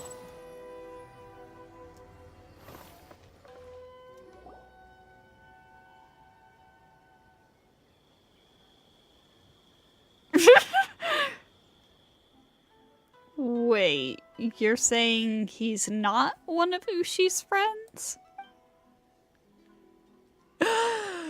Oh, tragedy of all tragedies. Ito isn't voiced. Whoa, pump the brakes. I thought he was your friend. Longhorn Oni and Shorthorn Oni. He talks. Shosei, there you are. White fur, yellow fur. Shosei found white fur and yellow fur number 2. Great yokai. Both like to play. Great yokai. So he thinks I'm an Oni too. What's going on here? Listen, I was just playing some ingenious invocation with my good bro Toma during his time off. And then, out of the blue, this Shosei appeared right in the middle of our match. Shosei loves to play. Longhorn and Shorthorn Oni also love to play. We taste the same. Wait, what now? I can explain. You briefly explained the situation to Ito and Toma. Oh, the Mikawa Flower Festival. Should opened with that, compadre. Man, the Arataki gang really hard carried the last one. We'll turn this one into something special too. Hitotsu Mikozo and the others did all the work, bullchucker. You're really lumping them in with your gang? Hitotsume Kozo, Yoko, and Kappa, little yokai who have been living out in the wilderness. Though they lack strong powers, they long for the once vibrant festivities of the Mikawa Flower Festival, drawing inspiration from the classic game of Akitsu Hanayasobi and hoping to recreate the festival's former splendor. They have set up the game of Akitsu Yuge for people to enjoy together. Yes, I was here for that event game. It's called doing them a favor. Besides, they look up to me. I'm like a cool older brother.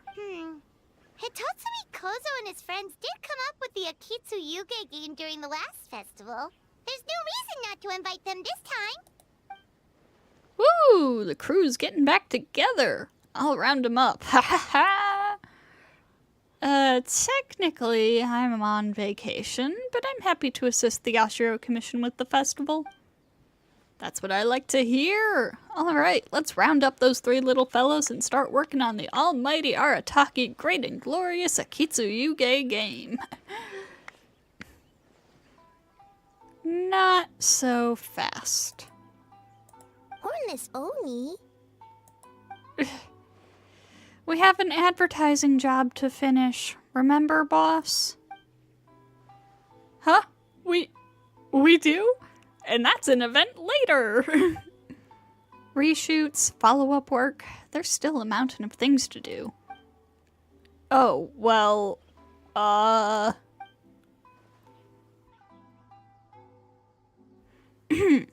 Look at Toma here, kind enough to help with the festival even during his vacation. I would think the boss of the Arataki gang would show even more dedication to his work, but you know, that's just me.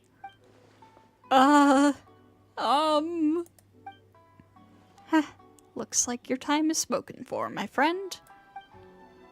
Wrap up what you need to do, and we can finish our match at the festival. Best of both worlds. Alright. Those errands are a piece of cake. I'll be back in no time. Oh, but first, I should introduce you to Kozo and the others. Then you can head to the festival. Without me. Then let's get a move on. No use standing here talking about it. Go make those introductions. We have stuff to do. Sorry, Traveler and Paimon. I'm sure we'll see you later. Rest in fucking peace, Hornless Ito. Oni? Oh, so scary.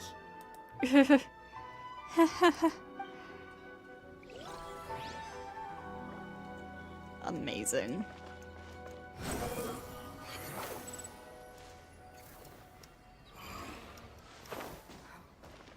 What other monumental change? White fur! Yellow fur! Over here! Kichiboshi found big sleepy tanuki! Hate to break it to you, Kichiboshi, but... Hey! I'm a Muchina, not a tanuki! Oh, Muchina yokai that can turn into tanuki? No, wait. I'm not a Muchina or a tanuki. I'm Sayu. Tanuki, Muchina, Sayu? So many transformations! Sayu is yokai? She's a ninja, not a yokai. I don't transform at all. I've been a human this whole time. Who is this guy anyway? Popping up out of nowhere right when I found a spot to sleep? Kichiboshi has ever seen a ninja. Ah! The big tanuki and the great Mujina yokai were facing off! The rumors around Hanamizaka were true! Not this again. It's just Sayu. No yokai, huh? My bad, Sayu. I rushed over here as soon as I heard the rumors. Guess I got a bit carried away. And there goes my nap. Silly humans. Much to learn. Whoa, hold on. Is this guy a real yokai? His name is Kichiboshi. Well, hello there, Kichiboshi. This human, really warm. Well, she does have a pyrovision. Warm? Warm personality-wise, I'm guessing? That too. Oh, well, what brings you to Inazuma City, Kichiboshi? We don't often get Bakedanuki around these parts. Boy, where do we begin? You briefly explained the situation to Yoimiya. Ah, I see. You're recruiting people to develop games for the Mikawa Flower Festival. You interested? Well, duh. Come on, Sayu. Let's do it together. Right when I was trying to run.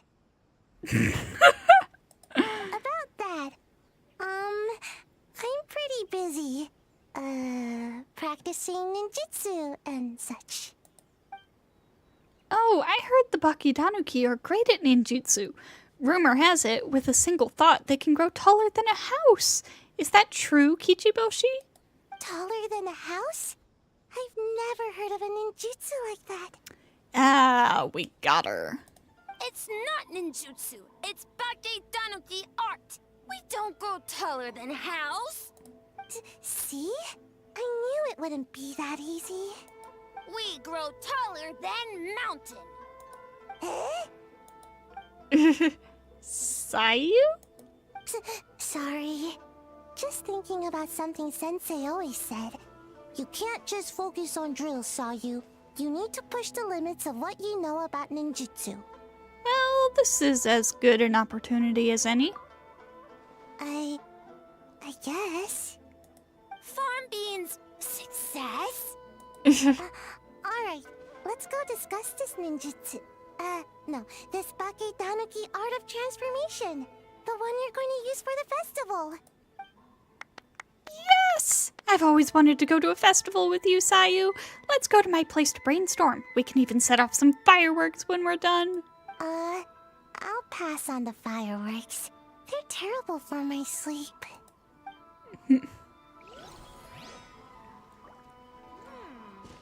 Squall Fury. Kokomi. Huh? Yobu Kobine, what are you doing? Spying on great yokai. Great yokai whisper about something with humans. Great yokai? So, what do you think? Are you interested in our Mizuki. proposal?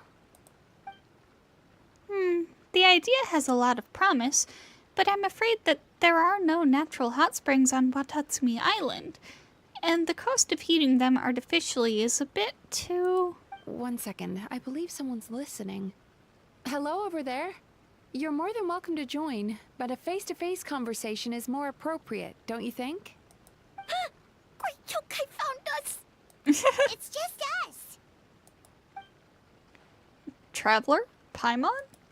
There's no need to be nervous, you two. It's not like I think you're corporate spies. Oh my god, this is the first, really good look I've gotten at her eyes, I think. They are gorgeous. Yume Mizuki, a clinical psychologist and one of Inazuma's Yumekui Baku, known for their ability to feast on human nightmares. Her investment led to the opening of the Aisa Bathhouse, an Inazuman indoor hot spring, where guests can unwind with a unique combination of relaxing baths and delicious cuisine, as well as professional psychotherapy services. If something's been on your mind, you should consider confiding in Mizuki. She'll do her best to drive away those nightmares. As for you, it's been a while since I've met one of your kind. What's your name? Is Ioroi doing well? Huh? He's a little bit scared of you. This is Kyobu Koban. It's his first time visiting a city, so he's a bit shy around strangers. As for Ioroi, he's the same as always. So, still sealed in that statue then. I suppose it can't be helped. Nice to meet you, Kyobu Koban. My name is Yume Mizuki. I'm a Yumeku Ibaku. We're yokai, just like you. Great yokai is surprisingly friendly? Looks like he was scared that, as a great yokai, you were going to do something terrible to him for interrupting our secret meeting. So, was it actually a secret meeting? Not exactly, no. We were discussing the potential of opening a new branch of the Isa bathhouse on Watatsumi Island. Oh, Isa Bathhouse is expanding to Watatsumi Island? Well, tourism is one of the areas we're hoping to expand. We've been discussing the possibility with Miss Mizuki for quite some time. Still, given the lack of natural springs on Watatsumi Island, we're looking at high operating costs.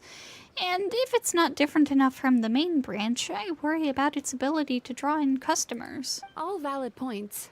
We do need to differentiate the brand. We could place a greater emphasis on physiotherapy, or add some popular activities, such as carefully designed games. Games? Games? In a bathhouse? Of course. Games are often used in psychological treatment to put patients at ease. Anyway, the topic of games really seemed to pique your interest. The little look they Is shared. there something going on? Allow me to explain. You briefly explain the situation to everyone. I see. A new kind of Mikawa Flower Festival. Miss Fried Tofu with all the frills is as ingenious as ever. Miko. I knew I smelled scheming in the air. Oh, that lady again? Well, there's a lot of work to do on Watatsumi Island, so we probably don't have time for something like that. Right, Your Excellency? I do think there's potential in turning Watatsumi Island into a tourist destination. We could use the festival as a proof of concept and establish a partnership with Miss Mizuki. If people are drawn to our game, that would mean a lot of positive publicity, which would benefit us in the long term. But aren't Isa Bathhouse and Yai Publishing House business rivals? Rivalries aside, I have no qualm using Yai Publishing House's resources to our advantage. Besides, if I remember correctly, you have a connection to Yai Publishing House as well, don't you, General Goro? You work on the That's Life column. Oh, well, yes, I do.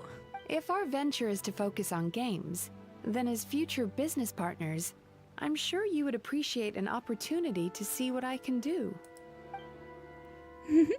An astute observation, Miss Mizuki. Well, shall we? Getting down to business is often the quickest way to bring people together, after all.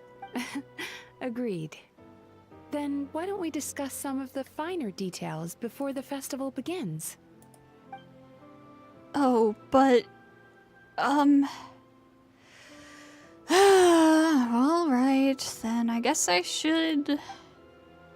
Actually, Goro, I was hoping you might attend to the business on Watatsumi Island in the meantime. Just as you said, there is quite a bit to be done. You're safe! Huh? She's giving you an out. Of course! In addition, I'd like you to encourage the people of Watatsumi Island to attend the festival. It's a celebration for humans and yokai alike. So that includes our people as well. This should be an occasion that brings people together. Understood. Leave it to me, Your Excellency. Okay, that should be enough teams. Time to report back to the Yashiro Commission.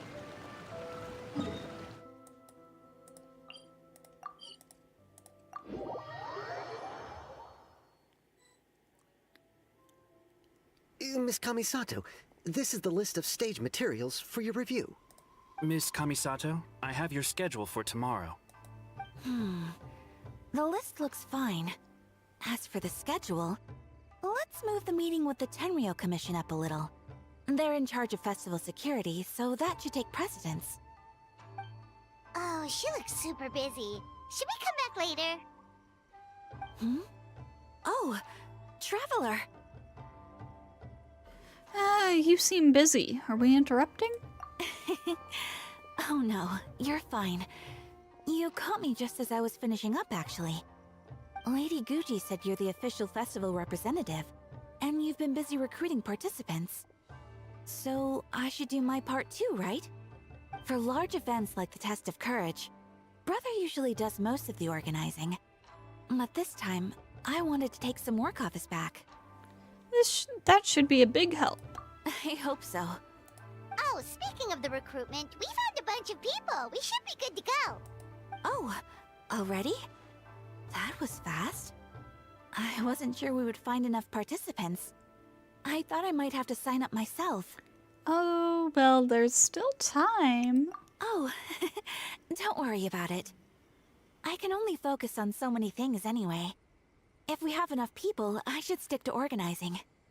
I suppose I'm a little sad about not taking part. But I'm looking forward to the festival all the same. When the time comes, perhaps we could check it out together. Miss Kamisato! Another letter from the Kanjo Commission. Coming! Sorry, duty calls. We'll have to talk about our plans another time. My brother's the one overseeing the teams. I believe he's in the courtyard with Lady Guji. You can go in when you're ready. Thanks, Ayaka. See you later! See you later. Wow, Ayaka's really working hard. Guess we should follow suit. You're the festival representative, and that makes Paimon the representative of the representative. So in other words, let's do this. The representative of the representative, huh? It's about time. I could hear you talking outside. I apologize for not greeting you upon arrival. The Lady Guji and I were discussing something urgent. Oh, don't worry about it. We were talking to Ayaka anyway. Now that young lady is one enthusiastic volunteer, especially when she heard about your involvement, Traveler. Solved our personnel problem in one fell swoop. So you took the opportunity to order her around as well. Hardly. It was entirely her decision. Besides, you really think I could order her around with her big brother standing right there? I do hope she gets what she wants out of the event. Now, I see the Bakedanuki are no longer with you. I assume that means the teams are set? Yep, here's the situation. You explain what happened to Ayato. Longhorned Oni and Shorthorned Oni. Those are some interesting names. I was hoping Toma would use the festival as an excuse to relax, but it would seem he refuses to remain idle. He even signed up as a participant. Well, here's to hoping the game development is enjoyable at the very least. Huh, Mizuki signed up too? Along with the Soul of the Deep. Now this is getting interesting. I knew it was a good idea to put you in charge of recruitment, Traveler. They're planning to use your festival to promote Isa Bathhouse. Oh, is that so? Then perhaps I should up the ante. So, Hayato, is everything set on your end then? Yes, the Yashiro Commission will be in contact with each team and arrange for lodging, food, equipment, and travel. We will also determine the overall theme for the games, which will be announced 48 hours before the opening of the festival. Yes, that's all well and good. I just have one small adjustment. That doesn't bode well. Why so anxious? I'm just trying to keep things exciting. When we're ready to announce the theme, come to the festival grounds at the foot of Mount Yogo. We'll see you there.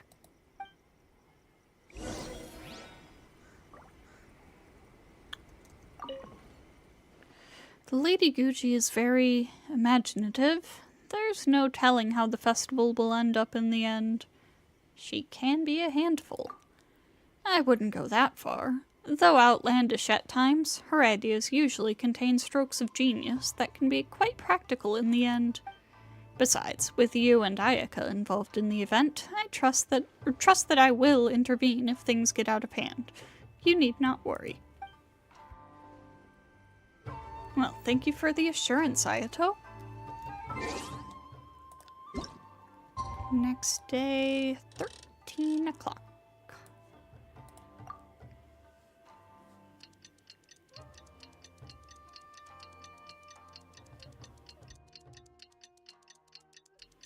The theme for the games is being announced today, right? Who knows what Miko's got up her sleeve? Let's go check it out. Yes, let's. Over to Chinju Forest.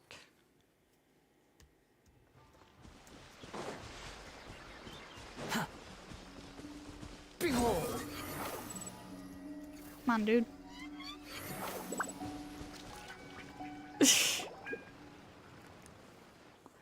Though the festival has yet to begin, the game development process is sure to attract a crowd.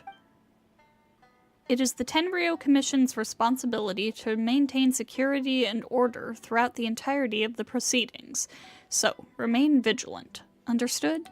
Yes, ma'am. Hey, Sora!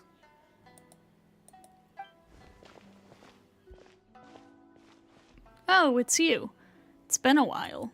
You guys are here early. There's still 3 whole days until the festival starts. Correction. There's a little over 48 hours. Besides, many patrons are already here to observe the development process. Festival security begins now.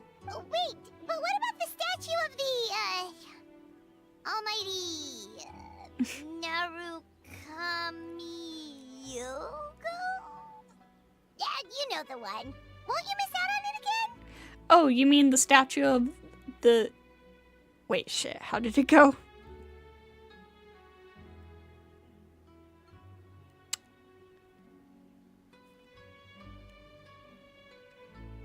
The almighty Narukami Ogosho something something god of thunder.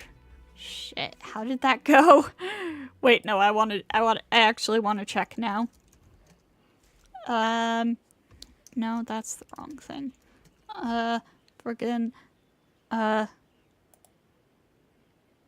statue of Her Excellency, the Almighty Narukami Ogosho, God of Thunder.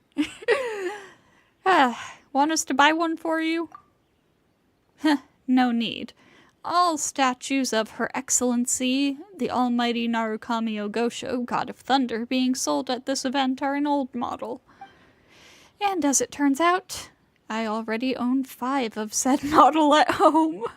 Okay, well that's definitely more than enough.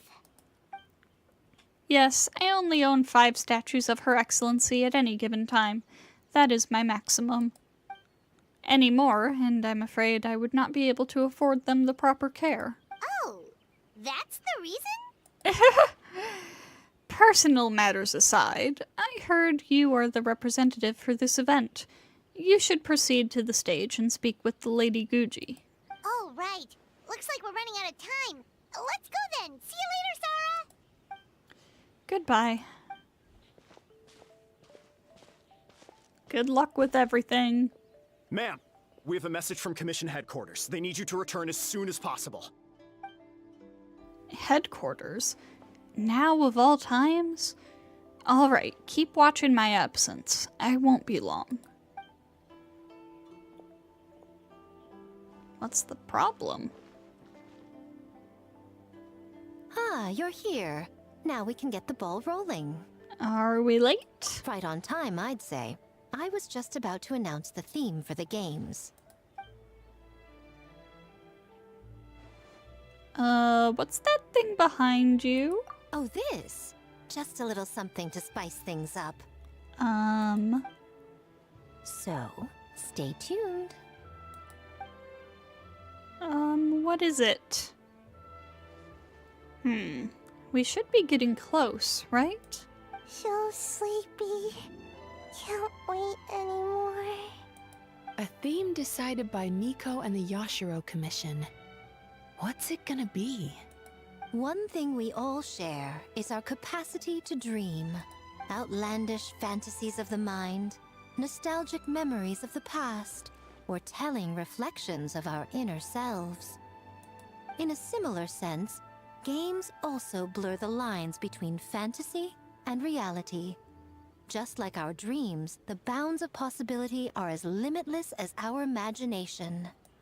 With that in mind, your task is to create a game within the next 48 hours centered around the theme of dreams. The genre and style are completely up to you. Okay, nothing too crazy so far. And to provide some additional motivation... Oh boy. The winning team will be awarded the Tanuki Game Award.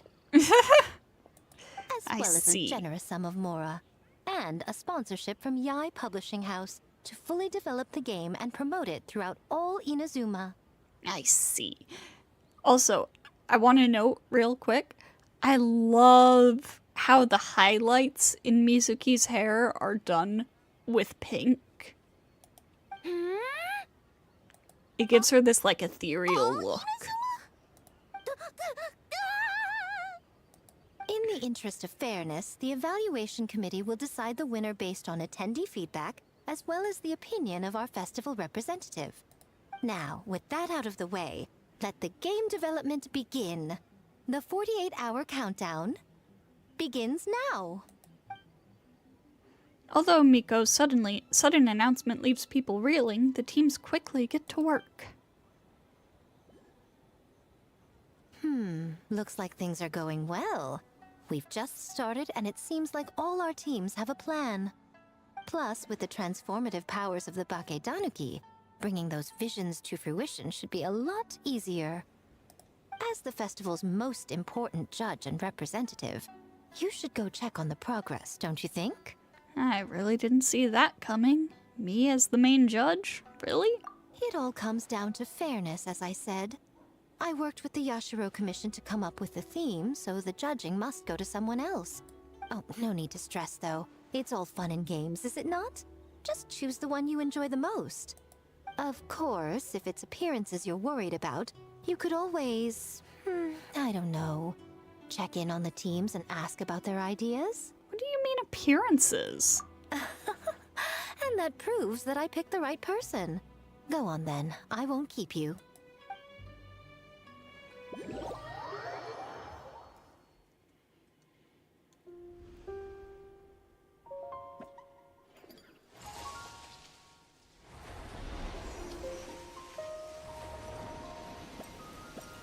Ooh. Alright, let's start with this one. So, you need to pick the best game, huh? Well, why don't we take a look around to get a feel for things? Then we can go talk to Miko. Oh. Actually, well, this one's right here, so we'll start with this one, I guess. Hey, Kokomi and Mizuki, how are you two doing? Hey there, Mizuki, Kokomi, and Gyobu Koban. How are things going over here? Not bad. We've made a lot of progress. Miss Mizuki is very experienced, and Gyobu Koban's abilities are simply astonishing. Piece of cake. Experienced, huh? That must put you at a huge advantage. Is it because you use games in your work? I'm not sure it gives me an advantage, per se. The games I use are for clinical purposes, not entertainment. But if we want that award, we need something a lot more fun. So my experience only goes so far. That reminds me. The Yashiro Commission chose dreams as the theme of the competition. Do you think that was targeted at us? Huh. Using dreams to test a dream eater? Yeah, it does sound like some kind of challenge. They knew we wanted to use this as an opportunity to advertise our game. But now it's a competition. Which means if we lose, our game will be completely overshadowed by the winner. And if we win, she gets a share of the profits as the primary investor. Miss Fried Tofu with all the frills is on the top of her game. Wow, that's a lot of scheming. Screaming?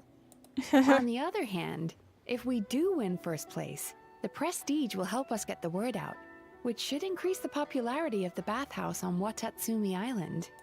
As for Yai Publishing House's sponsorship, as long as we win the competition, we get to decide the terms. Winner takes all, huh? I suppose it works both ways. This definitely has the Lady Guji written all over it. My guess is that she's doing this all for the entertainment factor. For fun, basically.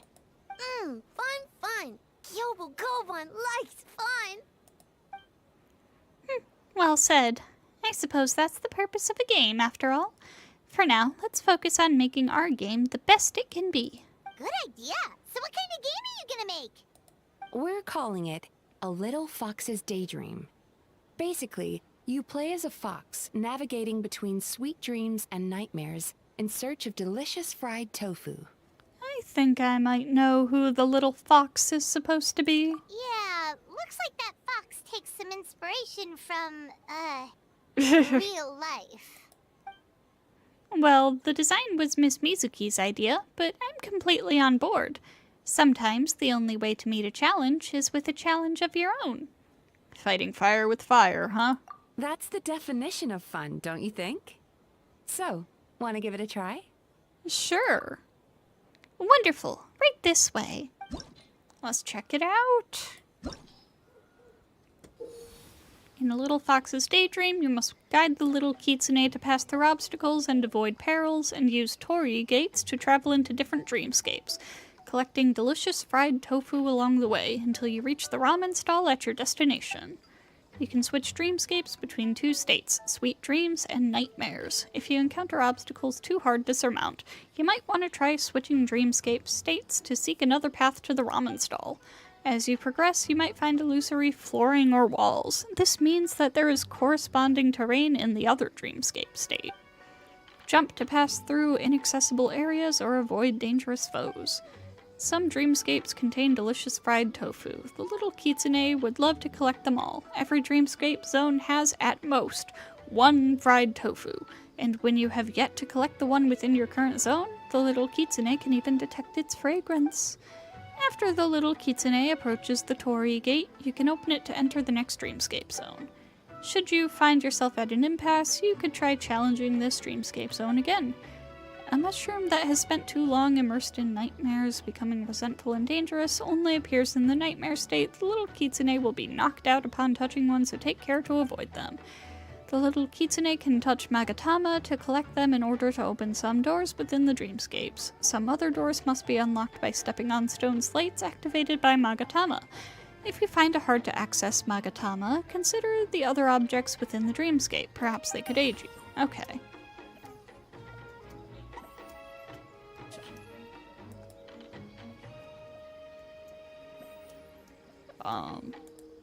Oh, okay. Press this to switch it. Okay, I see.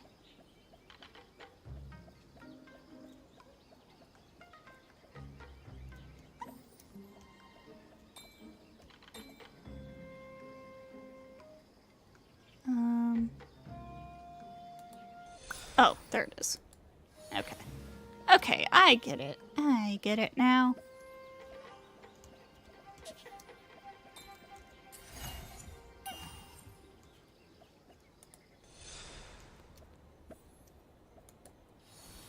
Oh, crap. Let's try that again, shall we? Come over here, get this.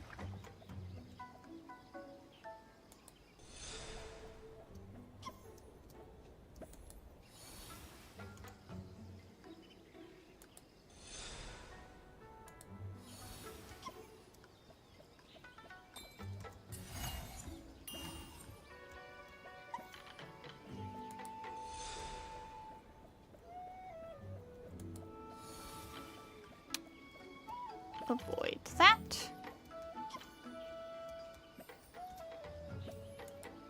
Oh, shit.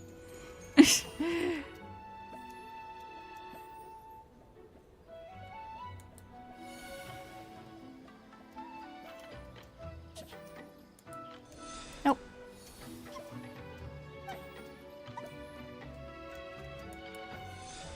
Ah, you can swap it in midair.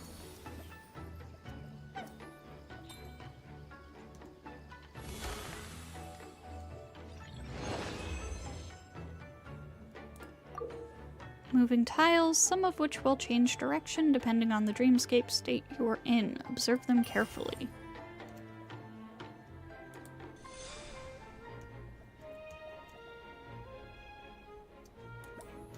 Ouch. I am very grateful that this does not have limited lives.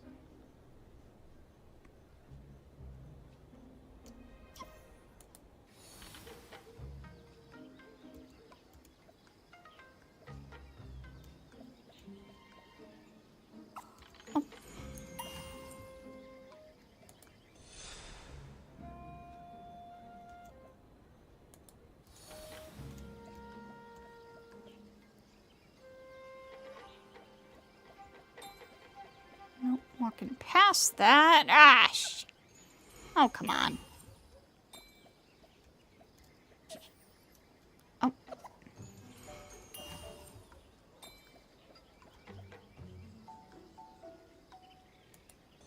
Nope, that's not what I wanted to do either. Bruh.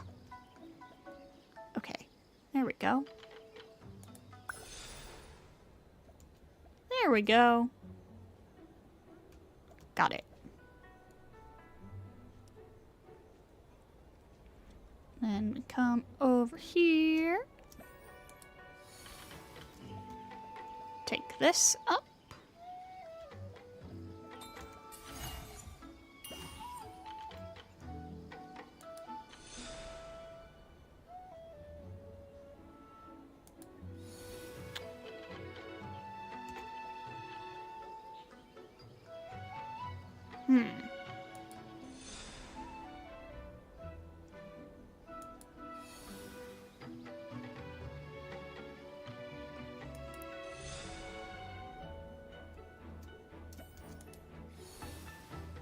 Huh.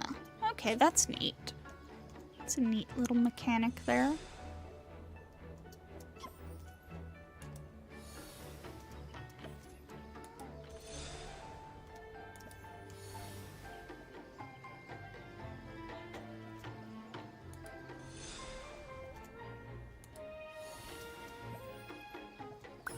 There we go. Oh, fuck.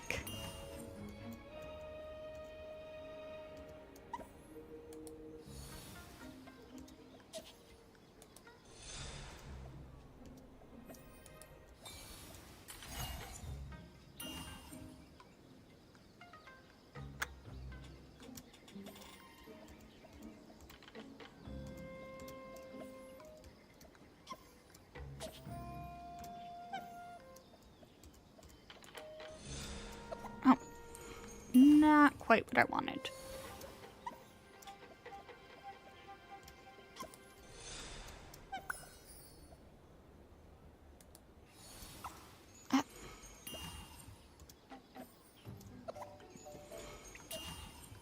If you're new to the channel, hi. I'm bad at platforming.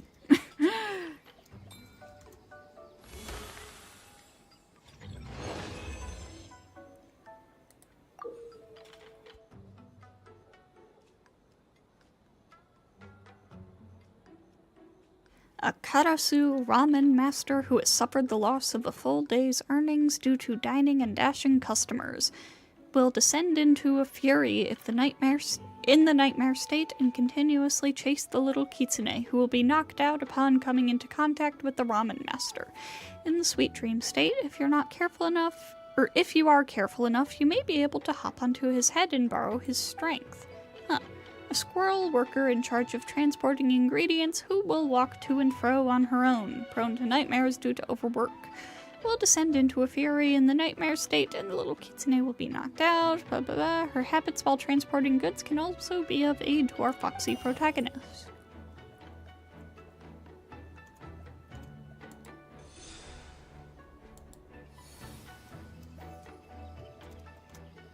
Ha!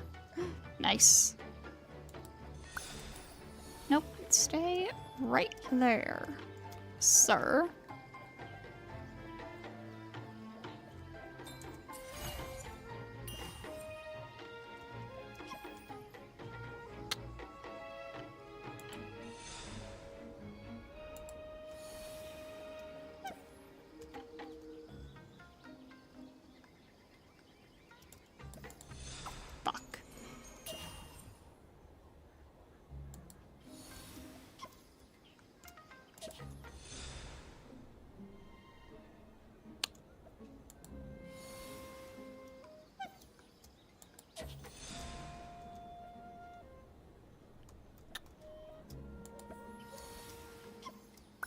Okay, got that.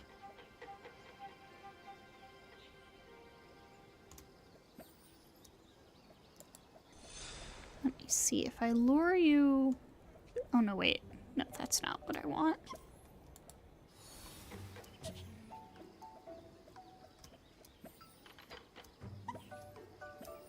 You, come back here.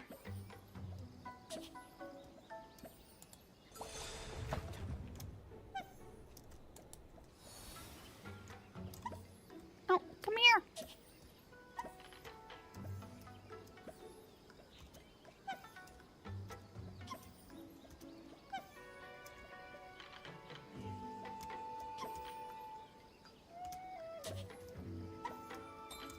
There we go.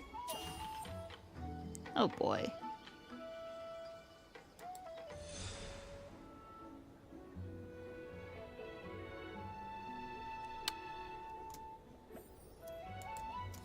Fuck.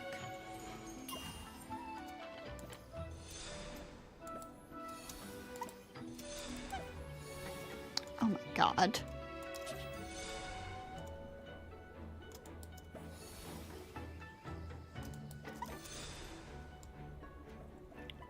Nightmare.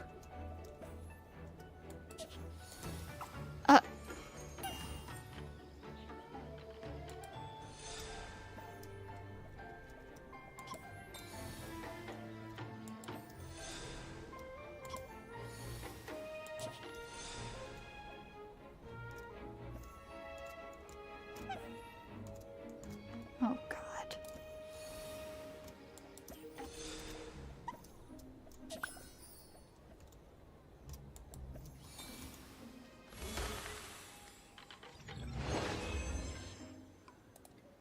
Oh, no, I didn't want to try it again. I did that. Okay. Next up, the Toma Squad.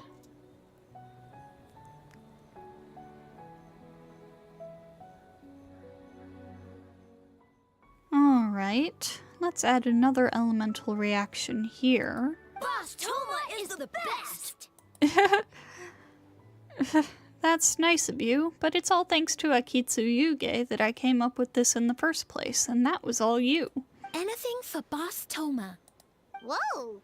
Guess this team really hit it off. Oh, hey there, Traveler and Paimon. Looks like you're getting along great with Kozo and the others. Guess a fixer can work with just about anyone, huh? I have Ito to thank, actually. He introduced me to Kozo and the others after you left that day. We didn't get to see each other much during the test of courage, but they're a very friendly group of yokai. All I had to do was mention the Mikawa Flower Festival, and they agreed to help right away. They even showed up bright and early this morning.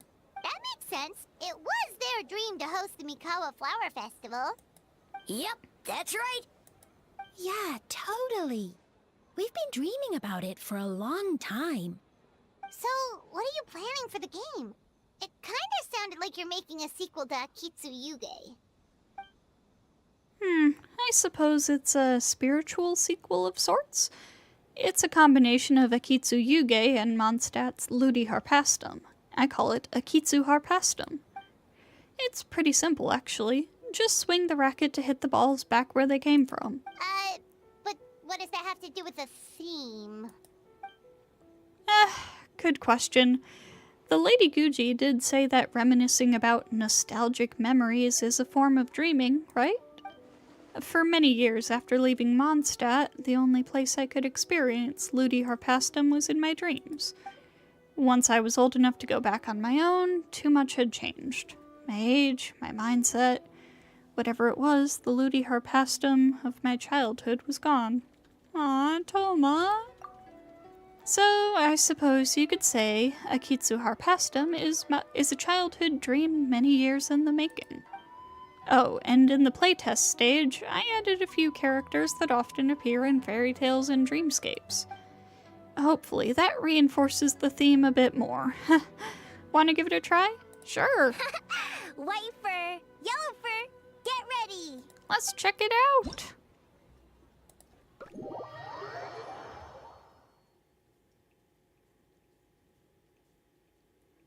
In Akitsu Harpastum, dreams doubled. You must return Harpasta fired at you by the Harpastum yokai and defeat them.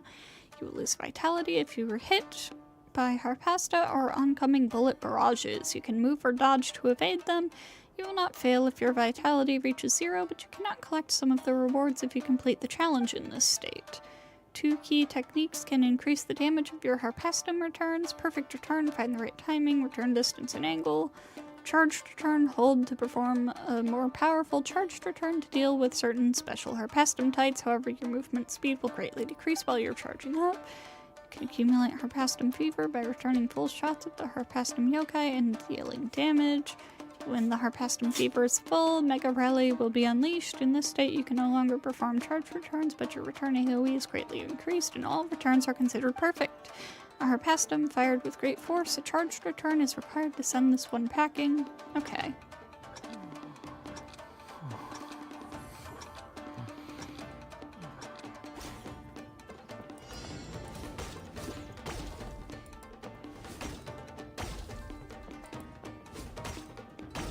Bonk.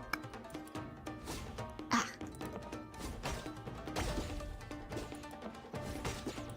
You're dead! Ow.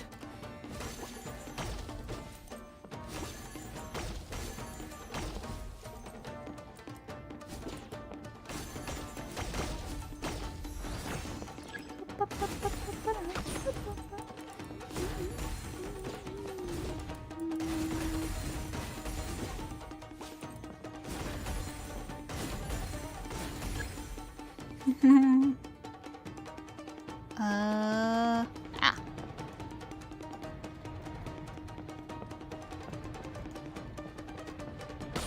Ow.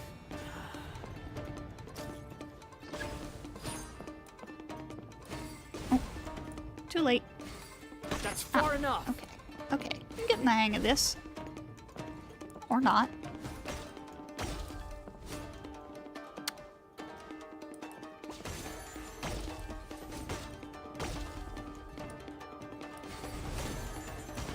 Oh, fuck.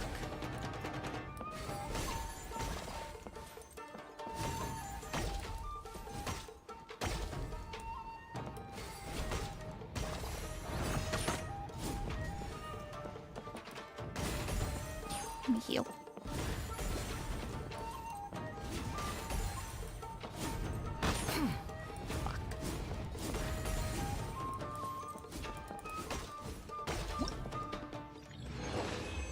Okay.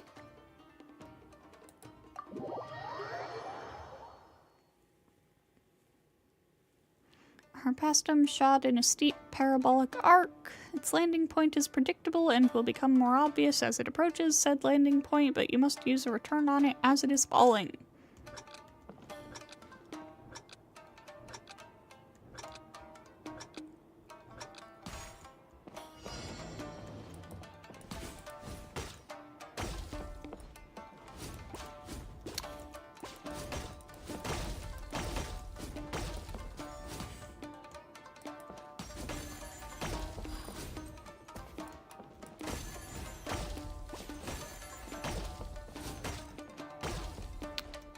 We haven't played the Harpastum game since 1.6.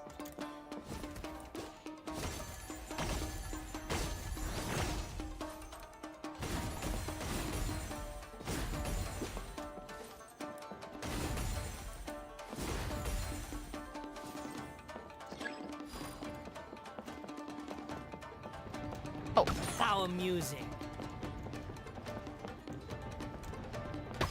Ah!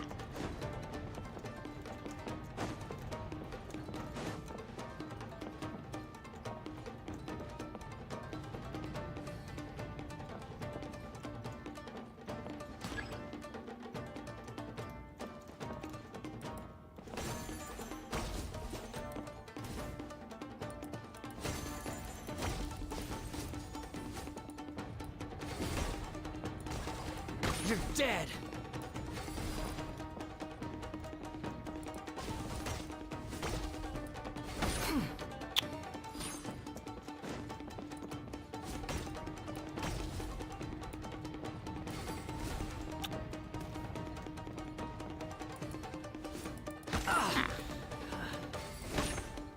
Oh god. I'm not good at this.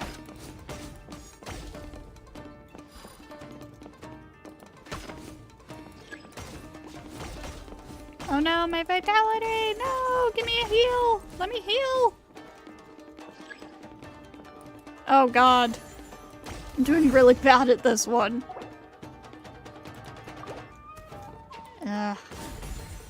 Finish it out and try it again.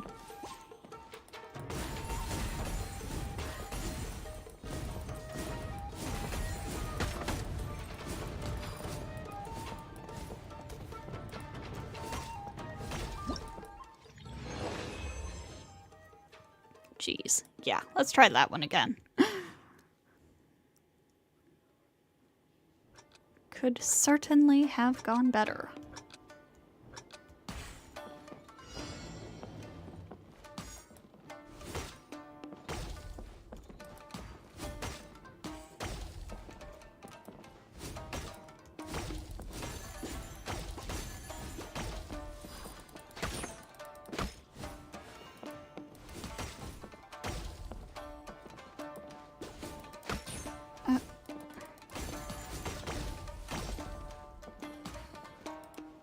How amusing.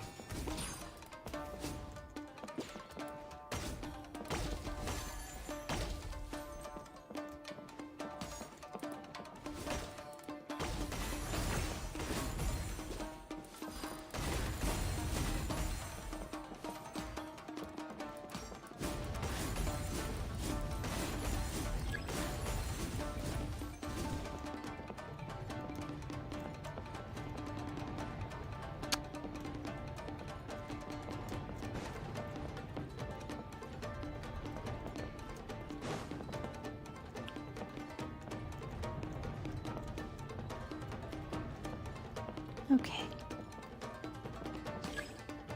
Going much more smoothly now.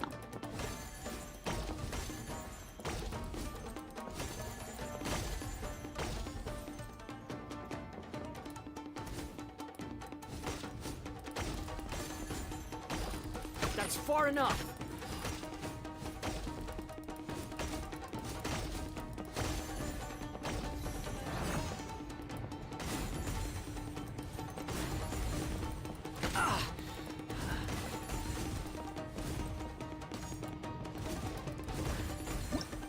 There we go, that's more like it. Oh, that was still really close on the time, though. Harpastum fired along a specific trajectory, predict its path to return it.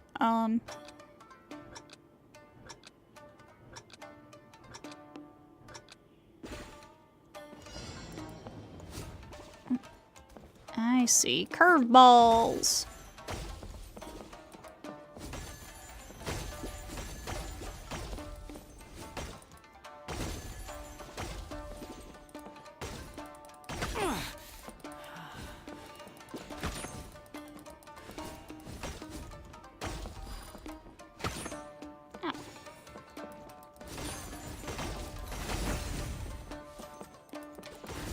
whack-a-mole. Just whack-a-mole.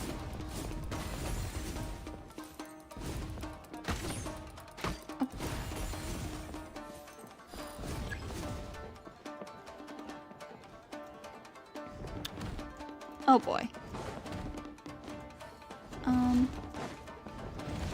Oh god. Crap. Run! Quit following me.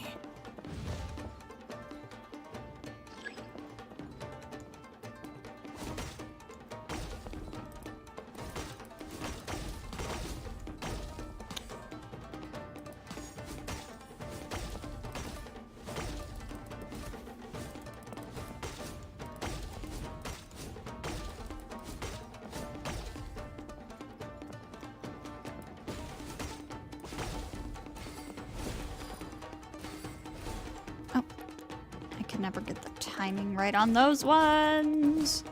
Shit.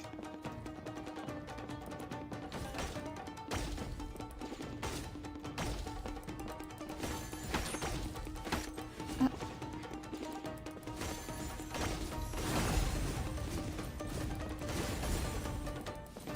Come on, come on.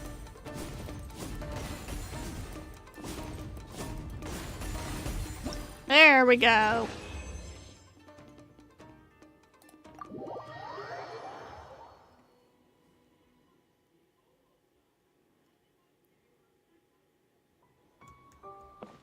Cool.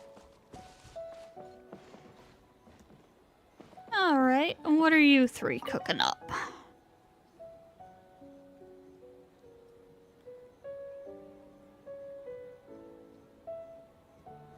Wow, look at this! You've made so much progress already! All credit to Kichiboshi. We just told him what we wanted and he made the set in no time. He helped with the gameplay too. All we had was a prototype, and now it's ready for playtesting already. His skills are amazing. Kichiboshi, amazing! Very amazing. So, how do we play? It doesn't seem super obvious. The board is infused with yokai power. All you need to do is place your hand onto it. Place your hand on it to enter the dreamscape. At least I think that's how it works. Right, Kichiboshi? Orange for very smart. So, you could say that your game unifies human ingenuity with Bakedaniki magic to create a scene that is completely illusory. Very creative. She brought the mustache glasses back out. What for suddenly use many big words? You sure sound official all of a sudden, Paimon. Are you trying to act like a real judge? Oh, don't mind her. This new style of game development deserves a name. Unreal. Or Unity. Could you tell us about your game? You betcha. Hey? A little acknowledgement would be nice. Paimon, don't break the fourth wall. Although Sayu's the better person to ask, Bunshin Phantasm is her brainchild, after all. Bunshin Phantasm? Yeah, it's based on a dream I had. In the dream, I learned to make bunshin, and I made them do all my work for me. With my clones around, there was no reason for that lady to come find me, so I could sleep as long as I wanted. So, even when you're asleep, you dream of getting more sleep? It's just, I got so excited at the prospect that I actually woke myself up. If only I could make bunshin in real life. I have a feeling your clones might not want to work any more than you do. Well, then, even if some get caught, the others could take a nap in the meantime, right? But if your clones do all the work, doesn't all that fatigue transfer back to you in the end? Oh, well, when you put it that way, I don't know anymore. All dreams are nonsensical and complicated in their own way, but that's what makes them interesting. Anyway, that's our game. The most wonderful Bunshin Phantasm. Mujina body doubles to the rescue. What's a Mujina body double? That's a long story. Wanna just give it a try? Sure, let's check it Awesome. out. All you have to do is put your hand on the board and close your eyes. Alright, let's check it out. What do you guys have for me? In Bunshin Phantasm challenges, you must reach the destination within 3 rounds. During each round, your actions will be recorded by the Muji Muji Dharma, and when the next round begins, the Muji Muji Dharma will imitate your movements from the round before. So it's like those puzzles that we've got in Amphorius over in Star Rail. Use this feature to unlock various devices and solve various puzzles to open the way to the destination. When you or the Muji Muji Dharma imitating you continually stand on a pressure plate of a certain color, you will unlock a bridge of the corresponding color. When either of you leaves the pressure plate, the bridge will immediately disappear. While in overview mode, you can shift your camera and adjust it to view the entire challenge area from the above, which will help you better analyze your actions. After completing your actions for 1 round, you can also replay your previous actions by viewing the Muji Muji Dharma's imitation of said actions. Okay, so... Relax. I mean, the first thing I want to do is have a Dharma stand on this, right?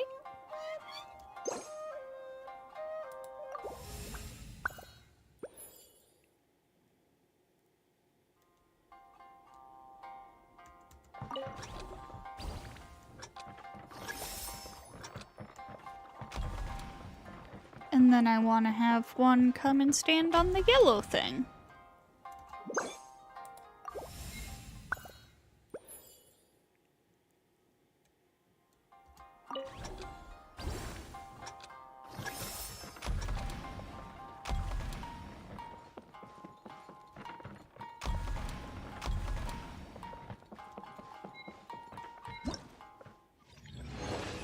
Seems simple enough.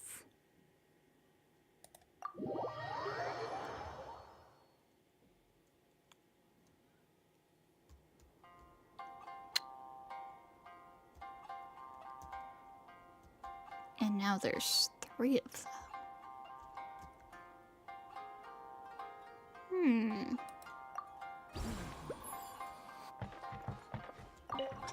Okay, well, first thing first, somebody needs to activate this bridge.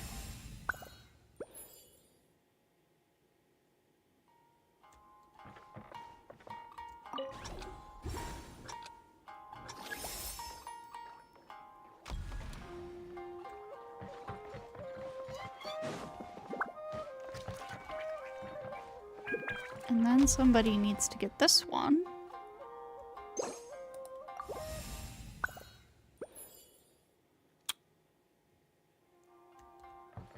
But I'm not sure how this will work.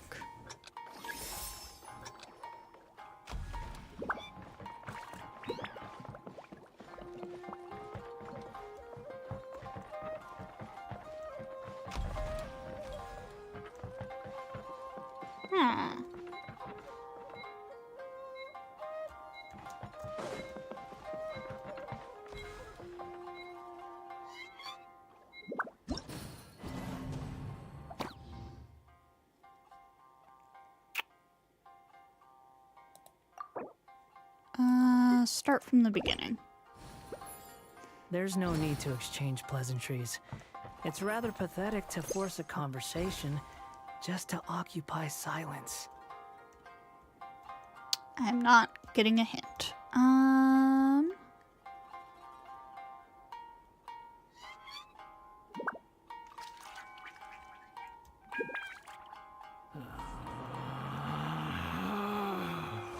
Relax.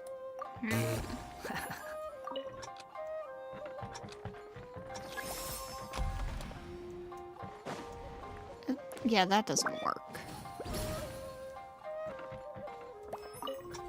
Somebody needs to stand on this one.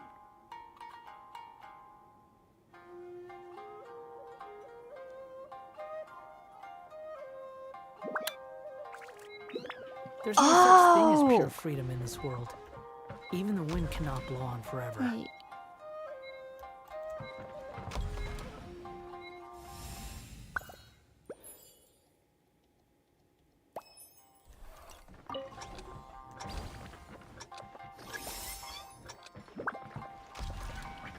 Okay. And then we have one come over here to the red one, stand on it for a little while, and then move over to the yellow one. Okay. I see. I get it.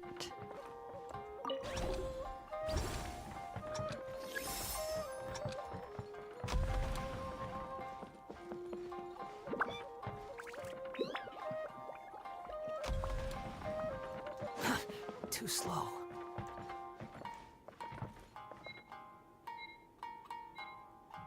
Alright, come on, go over to the yellow one.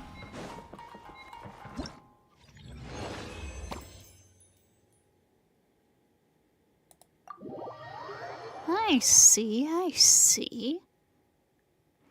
Floating flower keys are present during the challenges. When you or the Muji Muji Dharma approach them, they can be collected and used to open flower gates.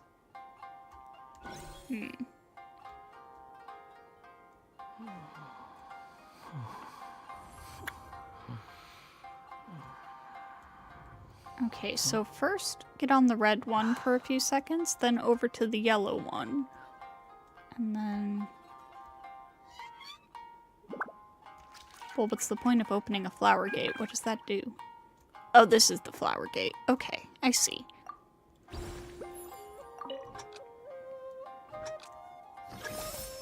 Alright, first stand on the red one for a little bit. Then over to the yellow one.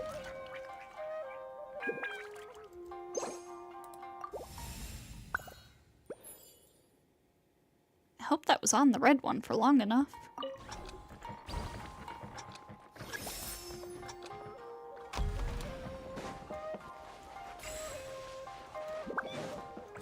It was.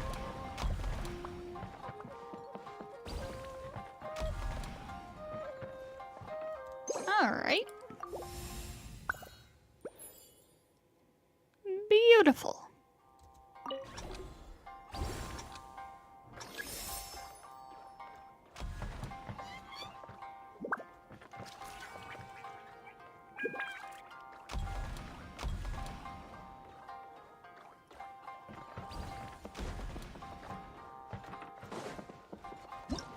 Nice.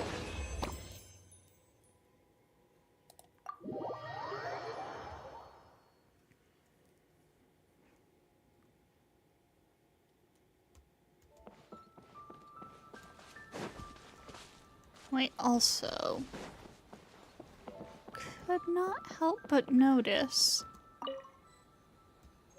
a book. Glimpses of Mysterious Inazuma, Volume 2. So is there a Volume 1 around here somewhere?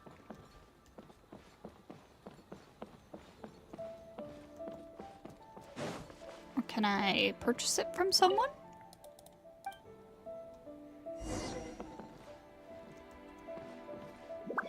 Oh, Tomoki's here. I can't buy anything from him here, though. Boo! Oh. Aha! Here's Volume 1. We'll have to take a look at those books.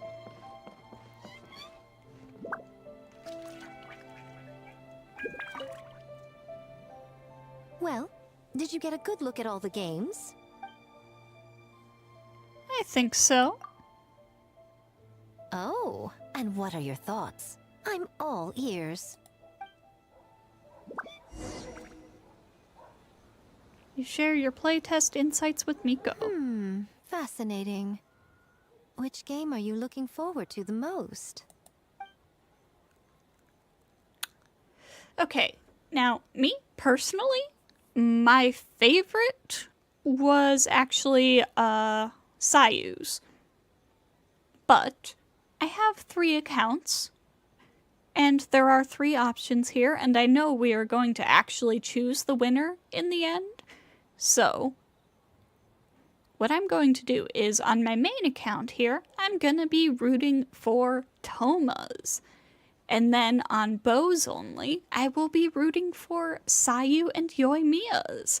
And then on non-humans only, I will be rooting for Mizuki's and Kokomi's. So we're gonna say Toma's Akitsu Harpastum. Akitsu Harpastum, huh? I'm sure that will be a nostalgic experience for many people. Perhaps a Mondstadt spin on an Inazuman classic will be, dare I say, a breath of fresh air. What do you say we drag A out here so she can join in on the fun? Well, we had to pick one, but honestly, all the ideas were pretty good. Yeah. It's still early days, so there's no rush to make a decision. Plenty of novels at Yai Publishing House have opened on a high note, only to lose the plot halfway through. You can pick your favorite game once everyone's done with their work.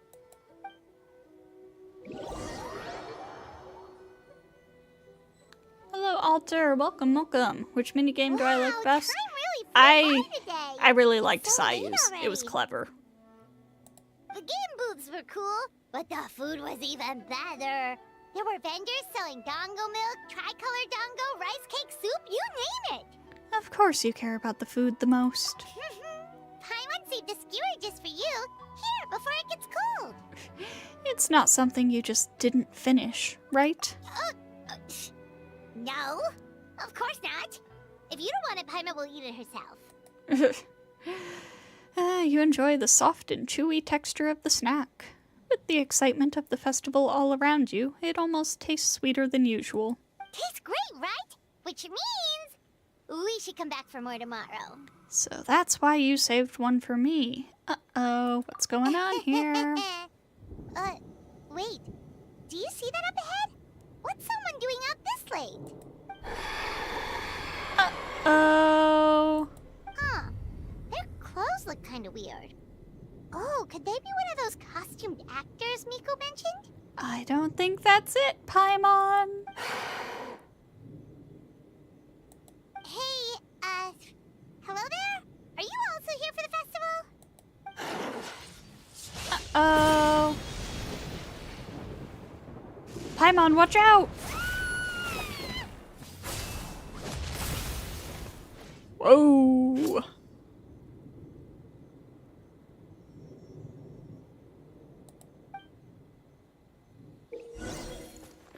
You'll be unable to use skills or bursts during combat, but you will obtain new abilities known as parry and veil break. We know how the parry works. Oh, okay. I see. What was that for? They attacked Only us out of Devourer, huh? Something's not right about this. Ah! Be careful, traveler! Okay, okay. It's been a while since I've done any parrying.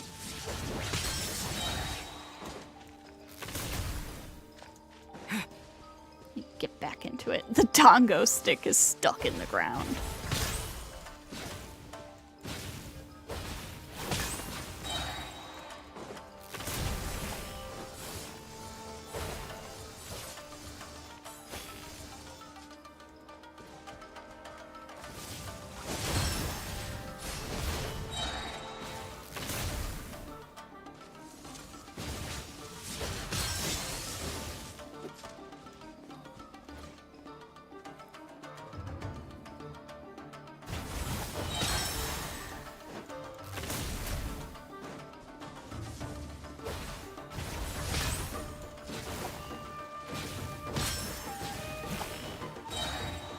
Why do they have us doing parries?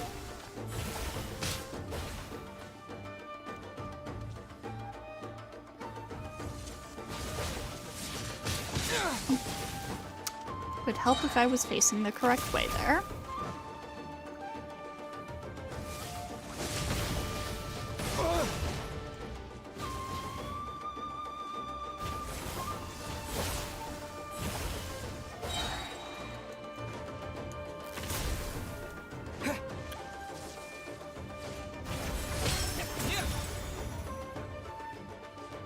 would you count this as using the Traveler? Because, I mean, we're not using our normal abilities. I'm sure there have been parry-style events before. I need to figure out how I dealt with those on bows only, if I did them or not. I'd have to go back and check.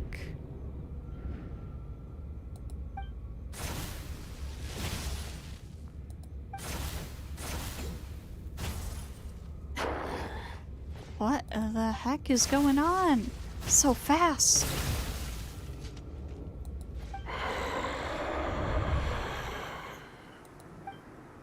When did this dagger get here? Hold on, I know this feeling. I felt it several times before. That's the Dango. I'm in a dream. Whoa.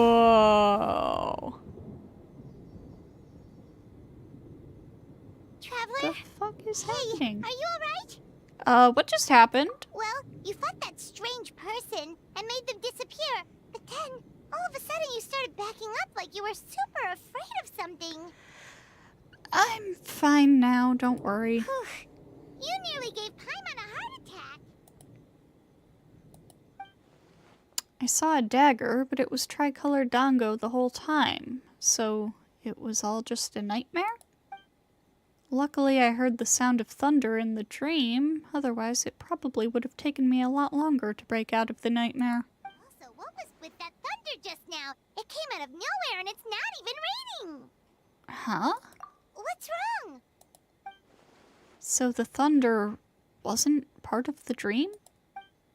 Who was that person?